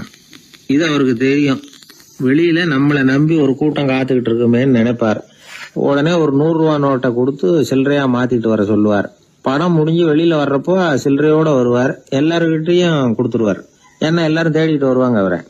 என்ன எல்லாரும் சௌக்கியமா இருக்கிறீங்களா அப்படின்னு பிரியமா விசாரிப்பார். ஏதோ ரொம்ப நெருங்கின சொந்தக்காரங்களை விசாரிக்கிறது மாதிரி விசாரிப்பாரு. தன்கிட்ட இருக்கிற சில்லறையை எல்லாருக்கும் சமமா பிரிச்சு கொடுத்துட்டு தான் அங்கிருந்து புறப்படுவார். ஒரு நாள் அது மாதிரி புறப்படுற சமயத்துல ஒரு சின்ன பையனுக்கு சில்லறை எதுவும் கிடைக்கல கொடுக்கறதுக்கு. இது கலைவாணருக்கு தெரியாது. கார்ல ஏறி புறப்பட்டு போயிட்டார். அந்த பையன் காரை புடிச்சுக்கிட்டு பின்னாடியே ஓடியாந்துருக்கிறான். ஐயா, நீங்களே இல்லைன்னு சொன்னா நான் என்ன பண்றது, இன்னைக்கு பட்னி தான், அம்மாவுக்கு வேற உடம்பு சரியில்லை அப்படின்னு கத்திட்டே ஓடியாந்தானா. கலைவாணர் கவனிச்சுட்டார். உடனே காரை நிறுத்த சொன்னார். இறங்கினார். அந்த சின்ன பையனை கட்டி பிடிச்சுக்கிட்டு, என்ன மன்னிச்சுக்கப்பா, நான் கவனிக்காம வந்துட்டேன் அப்படின்னு சொல்லி அழ ஆரம்பிச்சுட்டாராம். இன்னொரு தடவை இதே மாதிரி ஒரு தியேட்டர்ல இருந்து வெளியில வந்திருக்கிறார். ஒரு ஆள் அவர்கிட்ட நின்றுருக்கார். அவர் கொடுக்கறதுக்கு இவர்கிட்ட பணம் இல்ல. பணம் இல்லையாப்பா அப்படின்னாராம். உங்ககிட்டயே இல்லையா அப்படின்னாராம் அவரு. கலைவாணருக்கு மனசு ரொம்ப சங்கடமா போச்சு. உடனே புறப்பட்டு வீட்டுக்கு போனார். அங்க இங்க தேடி பார்த்து அங்க இருந்த கொஞ்ச நெஞ்ச சில்லறை எடுத்தார். காரு டிரைவரை கூப்பிட்டார். தியேட்டர் வாசல்ல நின்றுகிட்டு இருந்த ஆசாமியோட அங்க அடையாளங்களை சொன்னார். காரை எடுத்துட்டு போய் அந்த ஆளை கண்டுபிடிச்சு இந்த காசை கொடுத்துட்டு வா அப்படின்னு அனுப்பி வச்சாராம். பிச்சை போடுறதுக்காக காரை அனுப்புனதாக வேற யாரை பத்தியாவது நீங்க கேள்விப்பட்டிருக்கிறீங்களா? அவர் ஒரு வித்தியாசமான மனிதர், வித்தியாசமான கலைஞர். கலைவாணரோட சகோதரர் கல்யாணம் நடந்தது. அதுல தியாகராஜ பாகவதர் கச்சேரி முடிஞ்ச உடனே அதுல சம்பந்தப்பட்ட கலைஞர்களுக்கெல்லாம் கலைவாணர் பரிசுகள் கொடுக்கிறார். அந்த கச்சேரியில கடம் வாசிச்சவருக்கு மட்டும் மத்த எல்லாருக்கும் கொடுத்ததை விட பெருசா ஒரு வெள்ளி கோப்பையை பரிசா கொடுத்தாராம். மத்தவங்களுக்கு எல்லாம் சின்னதா கொடுத்துட்டு கட வித்துவானுக்கு மட்டும் பெருசா பரிசு கொடுக்குறீங்களே ஏன்னு கேட்டிருக்கிறாங்க.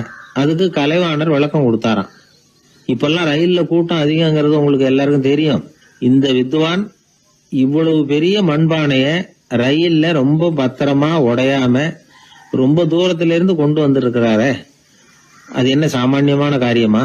அவரோட அந்த சாமர்த்தியத்தை பாராட்டுறதுக்காக தான் அவருக்கு இவ்வளவு பெரிய பரிசு அப்படின்னு விழுந்தது. உடனே அவங்களுக்கு ஒரு ஆசை, கபீரை சந்திச்சு பேசணும் அப்படின்னு அவங்க ஆசைப்பட்டாங்க. அவங்க அப்படி ஆசைப்பட்டதுக்கு ஒரு காரணம் உண்டு.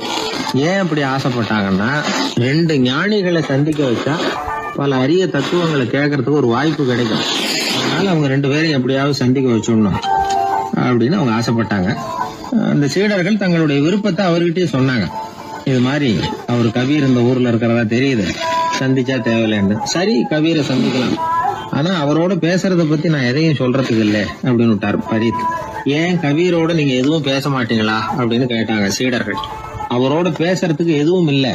ஏன்னா எனக்கு என்ன தெரியுங்கிறது அவருக்கு தெரியும், அவருக்கு என்ன தெரியுங்கிறது எனக்கு தெரியும். அப்படி இருக்கிறப்ப நாங்க 2 பேரும் பேசிக்கிறதுக்கு என்ன விஷயம் இருக்க போகுது அப்படின்னாரு அவர். இங்க நிலைமை இப்படி. கபீர் இருக்கிற இடத்துல என்ன நடந்தது தெரியுமா? இது மாதிரி பரீத் காசிக்கு வந்திருக்கிறார் அப்படிங்கிற விஷயம் கபீரின் சீடர்களுக்கு தெரிஞ்சது. உடனே அவங்களும் நீங்க ஷேக் பரீத்தை சந்திச்சு பேசணும்னு அவர்கிட்ட கேட்க ஆரம்பிச்சாங்க. அதுக்கு கபீர் சொன்னாராம், நாங்க 2 பேரும் சந்திச்சுக்கிட்டா ஒருத்தர் கட்டி தழுவிக்குவோம், ஆனந்த கண்ணீர் வடிப்போம், வார்த்தைகளால பரிமாறிக்கிறதுக்கு எங்ககிட்ட எதுவும் இல்லை அப்படின்னாராம். இருந்தாலும் 2 பக்கத்துல இருந்த சீடர்களும் அப்படி நினைக்கல. எப்படியும் இவங்க சந்திச்சுக்கிட்டா கொஞ்சமாவது பேசாம இருக்க முடியாது, ஏதாவது பேசிக்குவாங்க அப்படின்னு நினைச்சாங்க. அதனால தொடர்ந்து வற்புறுத்தினாங்க. கபீர் பரீத்தை தன்னுடைய ஆசிரமத்துக்கு அழைச்சார். அந்த ஊரின் எல்லைக்கே போய் அவரை அழைச்சிட்டு வந்தார். 2 பேரும் சந்திச்சாங்க. ஒருத்தர் கட்டி பிடிச்சுக்கிட்டாங்க. ஒருத்தர் கைய ஒருத்தர் பிடிச்சபடியே ரொம்ப நேரம் நின்றுட்டு இருந்தாங்க. ஆனந்த கண்ணீர் வழிஞ்சுது. கபீர் ஆசிரமத்துல 2 பேரும் மௌனமா உட்கார்ந்துருக்காங்க. ஏதாவது பேசுவாங்கன்னு சொல்லி எதிர்பார்த்துக்கிட்டே 2 பக்கமும் சீடர்கள் காத்துக்கிட்டு இருக்கிறாங்க. பேசுங்கன்னு சொல்லியும் பார்த்தாங்க. அதை கேட்டதும் லேசா சிரிச்சாங்களே தவிர எதுவுமே பேசிக்கலையாம். ஒரு நாள் பூரா இப்படியே போயிட்டுது. அதுக்கப்புறம் பரீத் கபீர் கிட்ட விடைபெற்றுக்கிட்டு புறப்பட்டார். ஏன் நீங்க பேசல அப்படின்னு சொல்லி கபீரின் சீடர்கள் கேட்டாங்களாம். அதுக்கு கபீர் சொன்னார், நாங்க 2 பேரும் உணர்ந்ததை சொல்றதுக்கு வார்த்தைகள் கிடையாது. எல்லாமும் உணர்ந்த பரீத் கிட்ட பேசுறதுக்கு என்கிட்ட எதுவும் இல்லை, அதனால பேசல அப்படின்னார். இதே மாதிரி பரீத்தின் சீடர்களும் அவர்கிட்ட கேட்டிருக்கிறாங்க, ஏன் நீங்க பேசலன்னு. எங்க 2 பேர்ல யாராவது ஒருத்தர் பேச ஆரம்பிச்சிருந்தாலும் அதை போல முட்டாள்தனம் வேற எதுவும் இருக்க முடியாதுன்னாரு அவரு. ஞானிகள் 2 பேரும் பேசி இருந்தா என்ன ஒரு தெளிவு கிடைக்குமோ அதை விட அதிகமான தெளிவு கிடைச்சதான் சீடர்களுக்கு. உண்மையின் வடிவமான பரம்பொருள் பேசப்பட வேண்டிய ஒன்றல்ல, அது உணரப்பட வேண்டிய ஒன்று அப்படிங்கறத அவங்க புரிஞ்சுக்கிட்டாங்களாம். ஒரு கணவனும் மனைவியும் ரொம்ப நாள் ஒருத்தர் பிரிஞ்சிருந்தாங்க. பல வருஷங்களுக்கு அப்புறம் அவங்க சந்திச்சாங்க. சந்திச்ச உடனே ஏதாவது பேசலாம்ல, பேசல. 2 பேருமே மௌனமா இருந்தாங்க. இந்த ஞானிகள் மாதிரி ஒருத்தர் ஆர்வமா பாத்துக்கிட்டாங்க, அவ்வளவுதான். அந்த கணவனை தனியா கூப்பிட்டுக்கிட்டு போய் ஒருத்தர் விசாரிச்சார். ஏன்பா இவ்வளவு நாள் கழிச்சு சந்திக்கிறீங்க, நீயாவது முதல்ல வாயை திறக்கப்படாதான்னார். அதுக்கு அவர் சொன்னார், ஏற்கனவே நான் வாயை திறந்ததுனால தானே சார் இவ்வளவு காலமும் பிரிஞ்சு இருக்கிறது மாதிரி ஆச்சு, அதனால அவசரப்படாம பொறுமையா இருக்கிறேன் அப்படின்னாராம். அதனால பேச்சு பெருசுதான், இருந்தாலும் மௌனம் அதை விட பெரியது அப்படிங்கறத ஒரு வாழ்வியல் உண்மையாக நாம புரிஞ்சுக்கணும். ஒருத்தர் முகத்தை தொங்க போட்டுக்கிட்டு ஒரு மாதிரியா வந்தார். என்ன விஷயம்னு விசாரிச்சேன். என்னுடைய நண்பன் ஒருத்தங்கிட்ட கருத்து வேறுபாடு, இனிமேல் நமக்குள்ளே எந்த சம்மந்தமும் வேணாம்னு நட்பை முறிச்சிட்டு வந்துட்டேன்னா. நண்பர்கள்னு இருந்தால் கருத்து வேறுபாடு வரத்தான் செய்யும்னு. கருத்து வேறுபாடு வராமல் இருக்கிறதுக்கு ஏதாவது வழி உண்டா அப்படின்னு கேட்டாங்க. அதை பற்றி நிபுணர்கள் சில யோசனைகளை சொல்லியிருக்கிறாங்கன்னு. முதல் விஷயம் என்னென்னா, உங்கள் நண்பனுக்கு ஒரு செய்தி சொல்லணும்னா அதை நீங்களே நேரடியாக சொல்லுங்கள், அல்லது உங்கள் கைப்பட கடிதம் எழுதுங்க. அதாவது நேரடி தொடர்பு முக்கியம். அதை விட்டுட்டு இன்னொருத்தர் மூலமாக நண்பர்களுக்கு செய்தி அனுப்புனா நீங்கள் சொல்கிற செய்தி அப்படியே போய் சேராது, அது சேதமாயிடும். கூட்டி குறைச்சி சொல்லிவிடுவாங்க, அது குழப்பத்தில் கொண்டாந்து விட்டுரும். இது ஒரு யோசனை. ரெண்டாவது யோசனை என்னென்னா, நீங்கள் ஒரு நல்ல காரியத்தை செய்யும் பொழுது உங்கள் நண்பரையும் சேர்த்துக்குங்க, அவருக்கும் அதில் ஒரு ஈடுபாட்டை உருவாக்குங்க. மூணாவது யோசனை, நம்ம பக்கத்தில் இருக்கிற நண்பர் மகிழ்ச்சி அடைகிற மாதிரி ஏதாவது செய்யணும். சின்ன சின்ன செயல்களாக இருந்தாலும் பரவாயில்ல, அவர் நமக்கு எதுவும் செய்யலையே, நாம் எதுக்கு செய்யணும் அப்படின்னு நினச்சிக்கிட்டு இருக்கக்கூடாது. நாலாவது யோசனை என்னென்னா, உங்களுக்கு ஒரு பிரச்சனையா அல்லது உங்கள் நண்பருக்கு ஒரு பிரச்சனையா, எதுவாக இருந்தாலும் 2 பேரும் சேர்ந்து உட்காந்து ஆலோசனை பண்ணுங்கள். நம்ம யோசனையும் கேட்கப்படுதே அப்படிங்கிற நினைப்பே அவருக்கு ஒரு மன நிறைவை உண்டாக்குமா. 5வது யோசனை, உங்கள் நண்பர் ஏதோ ஒரு காரியத்தை செய்கிறார், நீங்கள் உடனே அவசரப்பட்டு நீ செய்கிறது தப்புன்னு தீர்ப்பு சொல்லக்கூடாது. அவர் அதை செய்யறதுக்கான நியாயங்கள் எவ்வளவோ இருக்கும், அதை புரிஞ்சுக்கிறதுக்கு முயற்சி பண்ணணும். 6வது யோசனை, உங்கள் நண்பர் என்ன சொன்னாலும் அதை பொறுமையாக கேளுங்க. அவர் சொல்கிறத புரிஞ்சுக்கணும், அவர் சொல்ல விரும்புகிறத புரிஞ்சுக்கணும், அவர் சொல்ல முடியாமல் தவிக்கிறதையும் புரிஞ்சுக்கணும். இப்படி 3 விதமாகவும் அவரை புரிஞ்சுக்கிட்டு அதுக்கு தகுந்த மாதிரி செயல்படணும். 7வது யோசனை என்னென்னா, உங்கள் நண்பர் உங்ககிட்ட ஏதோ ஒரு கருத்தை சொல்கிறார், அது உங்களுக்கு பிடிக்கல, அதுக்காக உடனே நீ சொல்கிறது சரியில்லை, நான் ஒத்துக்க மாட்டேன் அப்படின்லாம் மறுத்துக்கிட்டு இருக்கக்கூடாது. அவர் சொல்கிறத கேட்கணும், பொறுமையாக சிந்திக்கணும், அதுக்கப்புறம் பதில் சொல்லணும். இப்படிலாம் நடந்துக்கிட்டால் நண்பர்களுக்குள்ள கருத்து வேறுபாடு வர்றதுக்கு வாய்ப்பே இருக்காது அப்படின்னு வல்லுநர்கள் தொகுத்து சொல்லியிருக்கிறாங்க இந்த யோசனைகளை. எனக்கு தெரிஞ்ச சில நண்பர்கள் உண்டு, அவங்களுக்குள்ளேயும் கருத்து வேறுபாடுகள் வராமல் இருக்கிறதுக்கு சில நுட்பங்களை கையாளுறது உண்டு. ஒருத்தர் சொன்னார், அந்த டாக்டர் சின்ன வயசுலேருந்து என் கூட பழகினவர், நாங்கள் 2 பேரும் இணை பிரியாத நண்பர்கள், இருந்தாலும் எனக்கு உடம்பு சரியில்லைன்னா நான் அவர்கிட்ட வைத்தியம் பார்த்துக்க மாட்டேன் அப்படின்னார் ஒருத்தர். ஏன் அப்படின்னு கேட்டேன். எங்கள் நட்பு கெட்டுப்படக்கூடாது இல்லையா, அதனால தான் அப்படின்னாரு இவர். எதிர்காலத்தை நினைச்சா எனக்கு ரொம்ப பயமா இருக்கு சார் அப்படின்னு சொல்றவங்க நிறைய பேர் இருக்கிறாங்க. அதாவது பயப்படாத மனிதர்கள்னு யாருமே கிடையாது. ஒவ்வொருத்தருக்கும் ஒவ்வொரு விதமான பயம் இருந்தாலும் ஒட்டுமொத்தமா பார்க்கறப்போ மனிதனுக்கு 6 விதமான பய உணர்வுகள் வரலாம் அப்படின்னு பெரியவங்க சொல்றாங்க. எல்லா விதமான பயமும் இந்த 6 வகைக்குள்ள அடக்கம். அந்த 6 வகை பயமும் 6 எதிரிகள் மாதிரியாம். 6 எதிரிகளையும் புரிஞ்சுக்கிட்டோம்னா போதும், வாழ்க்கையில சுலபமா வெற்றி அடைய முடியும். சரி, அந்த 6 வகை பயம் என்னென்ன அப்படின்னு பார்ப்போம். முதல்ல வறுமை பற்றிய பயம், 2வது பழிச்சொல் பற்றிய பயம், 3வது உடல் நலம் பாதிப்பு பற்றிய பயம், 4வது என்னன்னா காதல் தோல்வி, 5வது முதுமை, 6வது மரணம். அதாவது பயப்படுறதுங்கிறது ஒரு மனநிலை தான். இந்த மனநிலையை கட்டுப்படுத்த முடியும், திசை திருப்ப முடியும். சரி, இந்த பயங்களின் அறிகுறிகள் எப்படி இருக்கும்? வறுமை பற்றிய பயம் அப்படின்னு முதல்ல சொன்னோம் இல்லையா, அந்த பயத்தின் அறிகுறிகளை தெரிஞ்சுக்குவோம். எதுலேயும் அக்கறை இல்லாமல் இருக்கிறது, ஒரு குறிக்கோள் இல்லாமல் இருக்கிறது, வறுமையை சகிச்சுக்கிறது, வாழ்க்கையில் கிடைக்கிறது எதுவாக இருந்தாலும் ஆட்சேபனை இல்லாமல் ஏற்றுக்கிறது, மனசாலும் உடம்பாலும் சோர்ந்து போயிருக்கிறது, ஆர்வம், முனைப்பு, கற்பனை திறன் எதுவுமே இல்லாமல் இருக்கிறது. இதெல்லாம் தான் அந்த வறுமை பற்றிய பயத்தின் அறிகுறிகள்.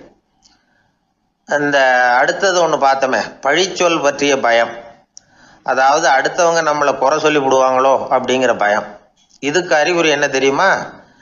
புதியவர்களை சந்திக்கிறதுக்கு பயப்படுறது, முடிவு எடுக்க முடியாமல் குழம்புறது, பிரச்சனைகளை தவிர்க்க விரும்புறது, தாழ்வு மனப்பான்மை, வரவுக்கு மீறி செலவு செஞ்சு இமேஜை உயர்த்திக்கிறது, குறிக்கோள் இல்லாத வாழ்க்கை, இதெல்லாம் தான் அதுக்கு அறிகுறிகள்.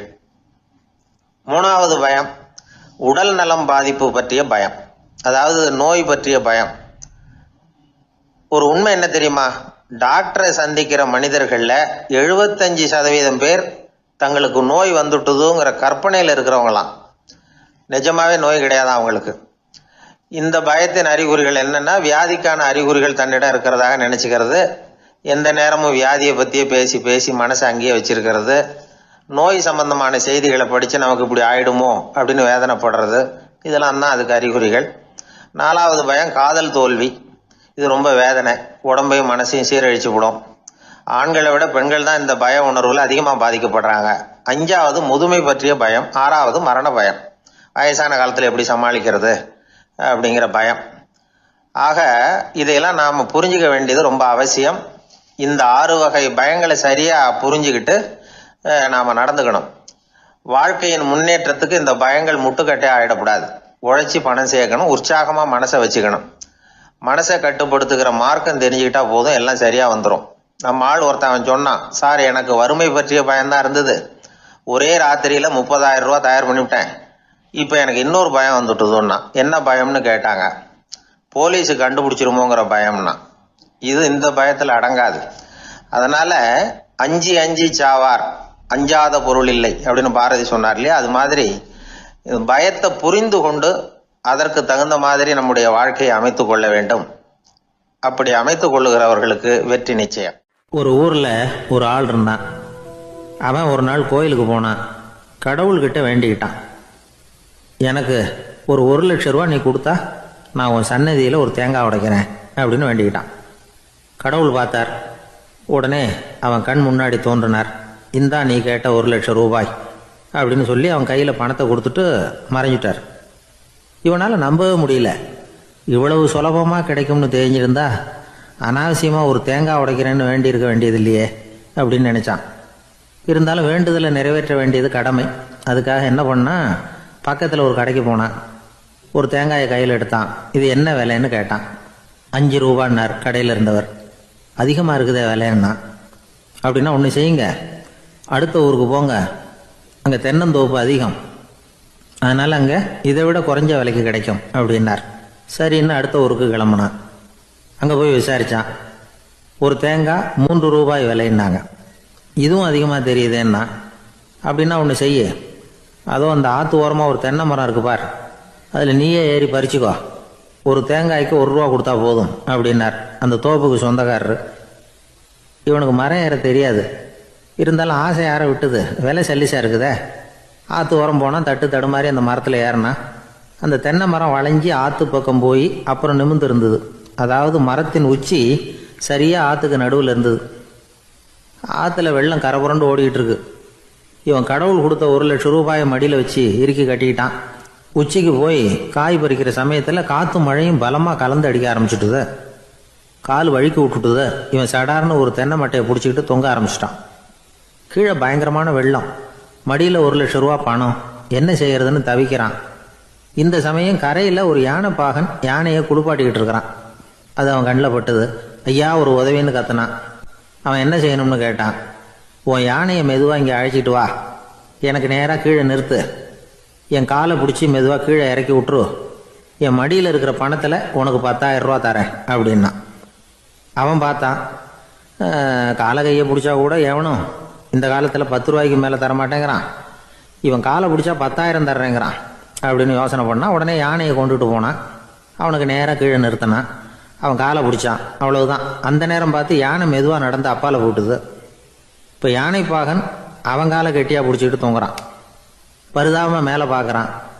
அவன் மட்டையை பிடிச்சிக்கிட்டு தொங்குறான். இப்போ யானைப்பாகன் சொல்கிறான், தம்பி மட்டையை விட்டுறாத, கெட்டியாக பிடிச்சிக்கோ, நான் உனக்கு 10,000 ரூபா தரேன், இதோ மடியில் தான் வச்சுருக்கேன்னா. மேலே தொங்குறவனுக்கு இந்த நிலைமையிலேயும் ஒரு சந்தோஷம், மேற்கொண்டு ஒரு 10,000 ரூபா நமக்கு கிடைக்கும் போல இருக்கே அப்படின்னு. இந்த சமயத்தில் ஒருத்தன் ஒட்டகத்தை ஓட்டிகிட்டு வந்தான் அந்த பக்கமாக குளிப்பாட்டுறதுக்கு. யானைப்பாகன் பார்த்துட்டான். ஐயா ஒட்டகக்காரரே, அதை இங்கே கொண்டுட்டு வா, எங்கள் காலை பிடிச்சி பத்திரமா இறக்கி விடு, நாங்கள் பணம் கொடுக்குறோம்னா. அவனும் பணத்துக்கு ஆசைப்பட்டு வந்தான். அவன் காலை பிடிக்கிற சமயம் ஒட்டகமும் நழுவி போட்டுது. இப்போ 3 பேருமே வரிசையாக தொங்குறாங்க. ஒட்டகக்காரன் கத்துறான், தம்பி மட்டையை விட்டுறாத, கெட்டியாக பிடிச்சிக்கோ, நான் என் மடியில் இருக்கிற 5,000 உனக்கு தந்துடுறேன்னா. மேலே தொங்குறவனுக்கு இன்னமும் சந்தோஷம், இவனும் பணம் தர்றேங்கிறான். அப்படின்னா இன்னைக்கு நமக்கு மொத்த பண வரவு எவ்வளவு அப்படின்னு ஒவ்வொன்றா கூட்டி பார்க்க ஆரம்பித்தான். மனக்கணக்கு சரியாக வரல. அதனால் அப்படியே விரலை விட்டு எண்ண ஆரம்பித்தான். அவ்வளவுதான். மட்டையை விட்டுட்டு கை நழுவி வந்துட்டுது. 3 பேரும் பொத்துன்னு ஆற்றுல விழுந்தாங்க. படாத பாடுபட்டு தட்டு தடுமாறி கரைக்கு வந்து சேர்ந்தாங்க. 3 பேர் மடியில் இருந்த பணமும் ஆற்றோட போட்டுது. பேராசை பெருநஷ்டம் அப்படின்னு ஒரு பழமொழி இருக்குல்ல, அதை விளக்கறதுக்காக சொல்லப்பட்ட கதை இது. இந்த காலத்தில் ஒருத்தர் ஒரு நீச்சல் குளத்தில் நீச்சல் அடிச்சுக்கிட்டு இருக்கிறார். காவலுக்கு இருந்தவர் அதை கவனிச்சுட்டார். கரையிலிருந்து சத்தம் போட்டாராம், இதோ பாருங்க, இங்க ராத்திரி 8 மணிக்கு மேல நீச்சல் அடிக்கிறது சட்டப்படி குற்றம், அதுக்கு அனுமதி கிடையாது, தெரியாதா உங்களுக்கு அப்படின்னாராம். இதுக்கு அவரு, ஐயோ நான் நீச்சல் அடிக்க வந்தவன் இல்லைங்க, சும்மா சுத்தி பார்க்க வந்தவன், தடுமாறி குளத்துல விழுந்துட்டேன், நீச்சல் தெரியாது, அதனால தத்தளிச்சுக்கிட்டு இருக்கிறேன் அப்படின்னு கத்துனாராம். கரையில இருந்தவர் பார்த்தார், ஓ அப்படின்னா சரி, அதுக்கு ஒன்றும் தடை இல்லை அப்படின்னு சொல்லிவிட்டு அவர் பாட்டு நடந்து போயிட்டாராம். காசியில் இருக்கிற கடவுள் காசி விஸ்வநாதர், அங்கே இருக்கிற தேவி காசி விசாலாட்சி. இவங்க 2 பேரும் ஒரு நாள் பேசிக்கிட்டு இருந்தப்போ கடவுள் சொன்னார், இந்த மனிதர்களை நாம் ரொம்பவும் நம்பிக்கையோடு தான் படைச்சிருக்கிறோம், இருந்தாலும் அவங்களுக்கு தான் நம்பிக்கை இல்லை, எதுலேயும் ஒரு உண்மையான நம்பிக்கை இல்லாமல் வாழ்ந்துக்கிட்டு இருக்கிறாங்க அப்படின்னார். என்ன அப்படி சொல்கிறீங்க? அதோ பாருங்கள், எவ்வளவு பேர் காசியை தேடிட்டு வந்து கங்கையில் குளிச்சுக்கிட்டு இருக்கிறாங்க, அவங்கெல்லாம் நம்பிக்கை இல்லைன்னா இவ்வளவு தூரம் தேடிட்டு வந்து இங்கே குளிப்பாங்களா அப்படின்னு நாங்கள் தேவி. சரி, அதை சோதித்து பார்க்கலாம் அப்படின்னு 2 பேரும் முடிவு பண்ணிக்கிட்டாங்க. உடனே ஒரு திட்டம் போட்டாங்க. அது எப்படின்னா, நாம் 2 பேருமே பக்தர்கள் மாதிரி உருவத்தை மாற்றிக்கிட்டு கங்கை கரைக்கு போக வேண்டியது. நான் வந்து கங்கையில் இறங்கி குளிக்கிறேன், கொஞ்ச நேரத்தில் சுழலில் மாட்டிக்கிட்டது மாதிரி நடிக்கிறேன், நீ உடனே கரையிலிருந்து சத்தம் போடும், என்னோடய வீட்டுக்காரரை யாராவது காப்பாற்றுங்களேன்னு சத்தம் போடும். அதோடு இன்னொன்று சொல்லு, யாராவது ஒரு புண்ணிய ஆத்மா அவர்கிட்ட போய் அவருடைய முடியை பிடிச்சி இழுக்கணும், அப்படி ஒரு சாபம் இருக்குது எங்களுக்கு. புண்ணிய ஆத்மா, அதாவது எந்த பாவமும் செய்யாத இல்லாத ஒருத்தர் தான் அவரை காப்பாற்ற முடியும், அப்படிப்பட்டவங்க யாராவது வெள்ளத்தில் குதிச்சு என்னுடைய கணவரை காப்பாற்றுங்கோ அப்படின்னு நீ சத்தம் போடு, கூச்சல் போடு, என்ன நடக்குதுன்னு பார்க்கலாம் அப்படின்னார் கடவுள். சரின்னு சொல்லி 2 பேருமா சாதாரண பக்தர்கள் மாதிரி கங்கை கரைக்கு வந்து சேர்ந்தாங்க. அவர் இறங்கி குளித்தார். திட்டம் போட்டது மாதிரியே சுழலில் மாட்டிக்கிட்டது மாதிரி கத்துனார். கரையில் இருந்த அந்த அம்மா, ஐயோ என் கணவரை காப்பாற்றுங்களேன், யாராவது காப்பாற்றுங்களேன்னு கத்துனாங்க. பல பேர் ஓடி வந்தாங்க. உடனே இவங்க, பாவம் இல்லாத புண்ணிய ஆத்மா ஒருத்தரால் தான் என்னுடைய கணவர் காப்பாற்றப்படணுங்கிறது விதி, அப்படி ஒரு சாபம் இருக்குது, அதனால் புண்ணிய ஆத்மா யாராவது அவர்கிட்ட போய் அவர் முடியை பிடிச்சி தூக்கினா அவரை காப்பாற்றி விடலாம் அப்படின்னாங்க. இவங்க இப்படி சொன்னதும் எல்லாரும் திகைச்சு போய் நின்றுட்டாங்க. ஒவ்வொருத்தருக்கும் அவங்க செஞ்ச பாவம்லாம் ஒவ்வொன்றா ஞாபகத்துக்கு வர ஆரம்பிச்சுட்டுது. சரி, இதுக்கு நாம லாயக்கு இல்லை அப்படின்னு சொல்லி ஒதுங்கி போக ஆரம்பிச்சிட்டாங்க எல்லாம். இந்த சமயத்தில் யாரோ ஒருத்தர் வேகமாக ஓடி வந்தார், ஆற்றுல குதிச்சார், அவர்கிட்ட போனார், முடியை பிடிச்சார், தூக்கினார், அவரை காப்பாற்றி கரைக்கு கொண்டுட்டு வந்துட்டார். அப்படி காப்பாற்றின அந்த ஆளை இவங்க 2 பேரும் தனியாக கூப்பிட்டுக்கிட்டு ஒரு மண்டபத்துக்கு வந்துட்டாங்க. வந்து விசாரிக்கிறாங்க, நீ யாரப்பா அப்படின்னு கேட்குறாங்க. ஏதும் தெரியாத மாதிரி, நான் இந்த ஊர் அன்ன சத்திரத்தில் வேலை செய்கிற ஒரு சமையல்காரன் அப்படிங்கிறார். நீ வந்து கங்கையில் குளிக்கிறது உண்டான்னு கேட்டிருக்காங்க.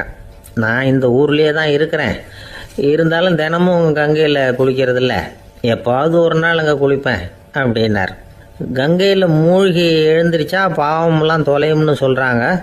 அப்படி இருக்கிறப்போ அங்கே இன்றைக்கி கங்கையில் குளிச்சுக்கிட்டு இருக்கிறவங்கெல்லாம் தங்களை வந்து புண்ணிய ஆத்மாவா நினைக்கல. கங்கையில் குளிக்காத நீ உன்னை வந்து புண்ணிய ஆத்மாவா நினச்சி என்னை காப்பாற்ற வந்திருக்கிற, அது எப்படி அப்படின்னு கேட்டார். அதுக்கு அந்த ஆள் சொல்கிறான், கங்கையில் குதிச்சதுக்கு அப்புறம் தானே உங்களை காப்பாற்ற போகிறோம், அப்படி குதிக்கும் பொழுது என்னுடைய பாவமெல்லாம் போயிருக்கும்ல, நான் புண்ணிய ஆத்மாவாக ஆயிருப்பேனே, அதனால தான் துணிஞ்சு வந்து உங்களை காப்பாற்றினேன் அப்படின்னா. கடவுளும் தேவியும் அவனுக்கு வந்து காட்சி கொடுத்தாங்களாம். இப்படி ஒரு கதை உண்டு. அதாவது கங்கையில் குளிச்சுக்கிட்டு இருக்கிறவங்களுக்கே தங்களுடைய பாவம் போகுங்கிற நம்பிக்கை பரிபூர்ணமாக இல்லை, குளிக்காத ஒருத்தனுக்கு அந்த நம்பிக்கை இருந்தது, அதனால் அவனால் கடவுளை பார்க்க முடிஞ்சது. கடவுளை வந்து நாமளும் பார்க்க முடியுமா முடியாதா அப்படிங்கிற குழப்பம்லாம் நமக்கு வேண்டியதில்லை. நம்பிக்கையோடு வாழணுங்கிற உண்மையை மட்டும் இந்த கதையிலேருந்து புரிஞ்சுக்கிட்டா போதும். ஏன்னா இந்த கதையை கேட்டுட்டு ஒரு நண்பன் குதர்க்கமாக ஒரு கேள்வி கேட்டான், ஏன் சார் கங்கையில் குளித்தா பாவம் போடும்னு சொல்கிறீங்களே, நான் எனக்கு வேண்டாத ஒருத்தனை அழைச்சிட்டு போய் கங்கையிலேயே தள்ளி விட்டுட்டு அதுக்கப்புறம் அங்கேயே முழுக்க போட்டுட்டு நான் செஞ்ச பாவத்தை வந்து அதுலேயே கழுவி விட்டுட்டு மறுபடியும் உங்ககிட்ட வந்துடுறேன்னு வச்சுக்கோங்க, நீங்கள் என்னை வந்து புண்ணிய ஆத்மான்னு ஏற்றுக்குவீங்களா அப்படிங்கிறான். ஆள் கொஞ்சம் அசந்தான் நம்மளே அங்கே அழைச்சிட்டு போனாலும் போயிடுவோம். ஒரு பெரியவர் உட்கார்ந்துருக்கிறார். அவரை சுற்றி அவருடைய தோழர்கள் உட்கார்ந்துருக்கிறாங்க. ஏதோ ஒரு முக்கியமான செய்தியை அவர் வந்து அவங்களுக்கு சொல்லிக்கிட்டு இருக்கிறார். அவங்களும் ஆர்வமாக கேட்டுக்கிட்டு இருக்கிறாங்க. இந்த சமயத்தில் யாரோ ஒரு ஆள் வேகமாக அங்கே வர்றார். வர்ற வேகத்திலேயே எனக்கு ஏதாவது உதவி செய்யுங்க அப்படின்னு கேட்டுக்கிட்டே வர்றார். கேட்கறது உதவி, ஆனால் குரல் வந்து மிரட்டுறது மாதிரி இருக்கு, அதட்டி கேட்கறது மாதிரி இருக்கு. இதை கேட்டதும் அந்த பெரியவர் ஆத்திரப்படலை, ஆனால் அவரை சுற்றி இருந்தவங்க ஆத்திரப்பட்டாங்க. இதை பெரியவர் கவனிச்சார். கொஞ்சம் அமைதியாக இருங்கன்னார். வந்தவரை கூப்பிட்டார். அவருக்கு சில பொருள்களை கொடுத்தார். என்னங்க இப்போ உங்களுக்கு மகிழ்ச்சி தானே அப்படின்னார். ஆ அப்படின்னு அலட்சியமாக அவர் சொல்கிறார். நான் உங்களை நல்ல முறையில் நடத்தினேன்னா அப்படின்னு கேட்குறாரு அவர் மறுபடியும். அதெல்லாம் ஒன்றும் இல்லை அப்படின்னு சொல்லி அவர் சொல்லிகிட்டு இருக்கிறாரு. குரலில் வந்து கடுமை குறையில. சுற்றி இருந்தவங்களால இதை பொறுத்துக்க முடியல. கோபத்தோடு அவரை நோக்கி நெருங்க ஆரம்பித்தாங்க. பெரியவர் அவங்களையெல்லாம் தடுத்து நிறுத்தினார். வந்தவரை வாங்க என்னோட அப்படின்னு சொல்லி அழைச்சிட்டு போனார். வீட்டுக்கு போனார். அங்கே போனதும் இன்னும் சில பொருள்களை எடுத்து அவர்கிட்ட கொடுத்தார். இப்போ திருப்தி தானே, நான் உங்ககிட்ட நல்ல முறையில் நடந்துக்கிட்டேனா அப்படின்னார். அவர் முகம் இப்போ தான் கொஞ்சம் மலர்ந்தது. ரொம்ப நன்றி, இறைவன் வந்து உங்கள் குடும்பத்துக்கு எல்லா நன்மைகளையும் செய்வான் அப்படின்னு சொன்னார். இதே வார்த்தைகளை என்னுடைய தோழர்கள்கிட்டே வந்து சொல்லிட்டீங்கன்னா அவங்க கோபம் தணிஞ்சிரும், வர முடியுமான்னார். கண்டிப்பாக வர்றேன் அப்படின்னாரு. மறுநாள் காலையில் அந்த இடத்துக்கு வந்தார். அதே மாதிரி சொல்லிவிட்டு அவர் போயிட்டார். தோழர்கள்லாம் ரொம்ப வியப்போடு பெரியவரை பார்த்தாங்க. அந்த பெரியவர் தான் நபிகள் நாயகம்.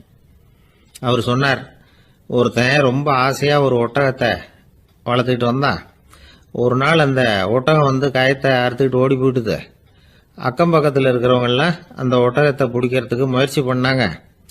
அதை துரத்திக்கிட்டு ஓடினாங்க. ஒட்டகம் வந்து தாறுமாறாக ஓட ஆரம்பிச்சுது. இந்த சமயத்தில் ஒட்டகத்தை வளர்த்தவன் அங்கே ஓடி வந்தான். நீங்கள் அதை ஒன்றும் செய்ய வேணாம், விட்டுருங்க, அதோட சுபாவம் எனக்கு நல்லா தெரியும், அதை சுலபமாக என்னோட வழிக்கு கொண்டுட்டு வந்துட முடியும், நான் பார்த்துக்கிறேன், விட்டுருங்கோ அப்படின்னா. எல்லாரும் விலைக்கு போயிட்டாங்க. இவன் என்ன செஞ்சான் தெரியுமா? கொஞ்சம் புல்லை கையில் எடுத்துக்கிட்டு அந்த ஒட்டகத்தை நெருங்கினான். அவ்வளவுதான். அது ஓடி வந்து இவன் காலடியில் உட்காந்துக்கிட்டது. செல்லமாக அதை அப்படியே தடவி கொடுத்தான். முதுகில் ஏறி உட்காந்துக்கிட்டான். அது பாட்டுக்கு சாதுவாக நடந்து போகுது. இந்த கதையை நபிகள் நாயகம் தம்முடைய தோழர்களுக்கு சொல்றார். ஒட்டகத்தை மட்டும் இல்லை, சில மனிதர்களையும் கூட சில விதத்தில் அணுகிதான் அவர்களை வந்து சீர்திருத்த வேண்டியிருக்குது அப்படிங்கிறத அவங்களுக்கு உணர்த்தினார். இது ஒரு அழகான உளவியல் அணுகுமுறை. சில குடும்ப தலைவர்கள் கூட இந்த ஒட்டகம் மாதிரி நடந்துக்கிறது உண்டு, அப்புறம் அடங்கி போகிறதும் உண்டு. ஒரு குடும்ப தலைவர் காலையில் எழுந்திரிச்சதுலேருந்து சத்தம் போட்டு கத்திக்கிட்டு இருப்பார். பக்கத்தில் இருந்தவங்கெல்லாம் ஓடி போய் சமாதானம் பண்ணி பார்த்தாங்க. அவர் ஓயறது மாதிரி தெரியல. கடைசியில் அவர் மனைவி வந்தாங்க. நீங்கள் எல்லாம் விலகி போயிடுங்க, அவர் சுபாவம் எனக்கு தெரியும், நான் பார்த்துக்கிறேன் அப்படின்னாங்க. சரின்னு எல்லாரும் போயிட்டாங்க. சாயந்தரமாக வந்து பார்க்குறாங்க, அவர் சத்தம் இல்லாமல் ஒரு மூலையில் உட்காந்துருக்கிறார், ரொம்ப சாதுவா. ஆச்சரியமாக இருந்தது. என்னம்மா பண்ணீங்கன்னு கேட்டாங்க. அது ஒன்றும் இல்லைங்க, ஒரு வேளை சாப்பாட்டை நிறுத்தினேன், பட்னி போட்டேன், அவ்வளவுதான் அப்படின்னாங்க அந்த அம்மா. ஒரு பள்ளிக்கூடம் வகுப்பு நடந்துகிட்டு இருக்கு. ஆசிரியர் பாடம் நடத்திக்கிட்டு இருக்கிறார். நடத்தி முடிச்ச உடனே கேட்டார், மாணவர்களே, இதுவரைக்கும் நான் நடத்தின பாடத்தில் உங்களுக்கு ஏதாவது சந்தேகம் இருக்கா அப்படின்னு கேட்டார். அப்புறம் ஒவ்வொருத்தராக கேட்டார். ஒரு மாணவன் எழுந்திரிச்சான். சார், எனக்கு சந்தேகம் எதுவுமே இல்லைன்னா. ஏன்னு கேட்டார். ஏன்னா எனக்கு நீங்கள் நடத்தின பாடம் தெளிவாக புரிஞ்சுட்டுது, அதனால சந்தேகம் வரலன்னா. இன்னொரு மாணவன் எழுந்திரிச்சான். சார், எனக்கும் சந்தேகம் எதுவும் இல்லைன்னா. ஏண்டான்னு கேட்டார். ஏன்னா எனக்கு நீங்கள் நடத்தின பாடம் எதுவுமே புரியல, அதனால சந்தேகம் வரல அப்படின்னா. இந்த இடத்துல நாம் கொஞ்சம் சிந்திச்சு பார்க்கணும். இந்த உலகத்தில் எல்லாம் புரிஞ்ச ஒருத்தனுக்கும் சந்தேகம் வராது, எதுவுமே புரியாத ஒருத்தனுக்கும் சந்தேகம் வராது. அறகுறையாக புரிஞ்சுக்கிட்டவன் இருக்கான் பாருங்க, அவனுக்கு தான் அடிக்கடி சந்தேகம் வரும். ஆக மாணவர்களை இந்த 3 வகையாக பிரிக்கலாம். அதே மாதிரி தான் மனிதர்களையும் 3 வகையாக பிரிக்கிறாங்க ஆன்மீகவாதிகள். ஒரு ஆன்மீக பெரியவர் என்ன சொல்றார் தெரியுமா? இந்த உலகத்தில் 3 வகையான மனிதர்கள் இருக்கிறாங்களாம். முதல் வகை எப்படி தெரியுமா? இவங்களுக்கு எதையும் தெரிஞ்சுக்கணுங்கிற அவசியமே கிடையாது. ஏன்னா அவங்களுக்கு எல்லாமும் தெரியும். இவங்க ஞானத்தின் முழு வடிவா இருக்கிற காரணத்தினால அவங்களுக்கு எந்த சந்தேகமும் இல்லை, எந்த கேள்விகளும் கிடையாது. இந்த நிலையில இருக்கிறவன் கிருஷ்ணன். எல்லாத்துக்கும் விட தெரிஞ்சுக்கிட்ட நிலையில அவன் விடையாக மாறிவிட்டான் அப்படின்னு சொல்லுவாங்க. ரெண்டாவது நிலையில இருக்கிறவன் அர்ஜுனன். இவனுக்கு எப்ப பார்த்தாலும் கேள்விதான், சந்தேகம்தான். பதில் சொல்ல சொல்ல அவனுக்கு இருக்கிற சந்தேகமும் அதிகமாகிட்டே இருக்கும், குறையவே குறையாது. அர்ஜுனன் மாதிரி உள்ளவங்க எப்பவும் கேள்வி கேட்டுக்கிட்டே இருப்பாங்க. ஒரு கேள்விக்கு விட கிடைச்சுட்டுன்னு வைங்க, உடனே இன்னொரு கேள்வி அவங்க கிட்ட இருந்து வரும். கிருஷ்ணனுடைய நிலை எப்படின்னா அது கேள்விகளே அற்ற ஒரு நிலை. அர்ஜுனனுடைய நிலை எப்படின்னா அது கேள்விகளை தவிர வேறு எதுவும் அற்ற ஒரு நிலை. இவங்களை தவிர இன்னொரு ஆள் இருக்கிறான், அவனுக்கும் கேள்விகள் அற்ற ஒரு நிலை தான். அவன் யாருன்னா துரியோதனன். இவனுக்கு தெரிஞ்சுக்கணுங்கிற எண்ணமே சுத்தமா கிடையாது. ஆவலே இல்லைங்கிறதுனால அதை புரிஞ்சுக்கணுங்கிற அவசியமும் இல்லை. அதனால அவனுக்கு கேள்விகள் அற்ற ஒரு நிலையில அவன் இருந்துகிட்டு இருக்கிறான். எல்லா பதிலும் தெரிந்து கொண்ட நிலையில கிருஷ்ணனும் கேள்விகள் அற்ற நிலையில இருக்கிறான். தெரிஞ்சுக்கணுங்கிற ஆவலே இல்லாத துரியோதனனும் கேள்விகள் அற்ற நிலையிலே இருக்கிறான். இப்படியும் இல்லாம அப்படியும் இல்லாம ரெண்டும் கெட்டான் நிலையில இருக்கிறானே, அவன் தான் அர்ஜுனன். அதனால பெரியவங்கள்லாம் என்ன சொல்றாங்கன்னா, இந்த உலகத்துல அர்ஜுனன்களா இருக்கிறவங்க ஒண்ணு துரியோதனனா மாறிடணும், இல்லைன்னா கிருஷ்ணனா மாறிடணும். இதை தவிர வேற வாய்ப்பு இல்லை.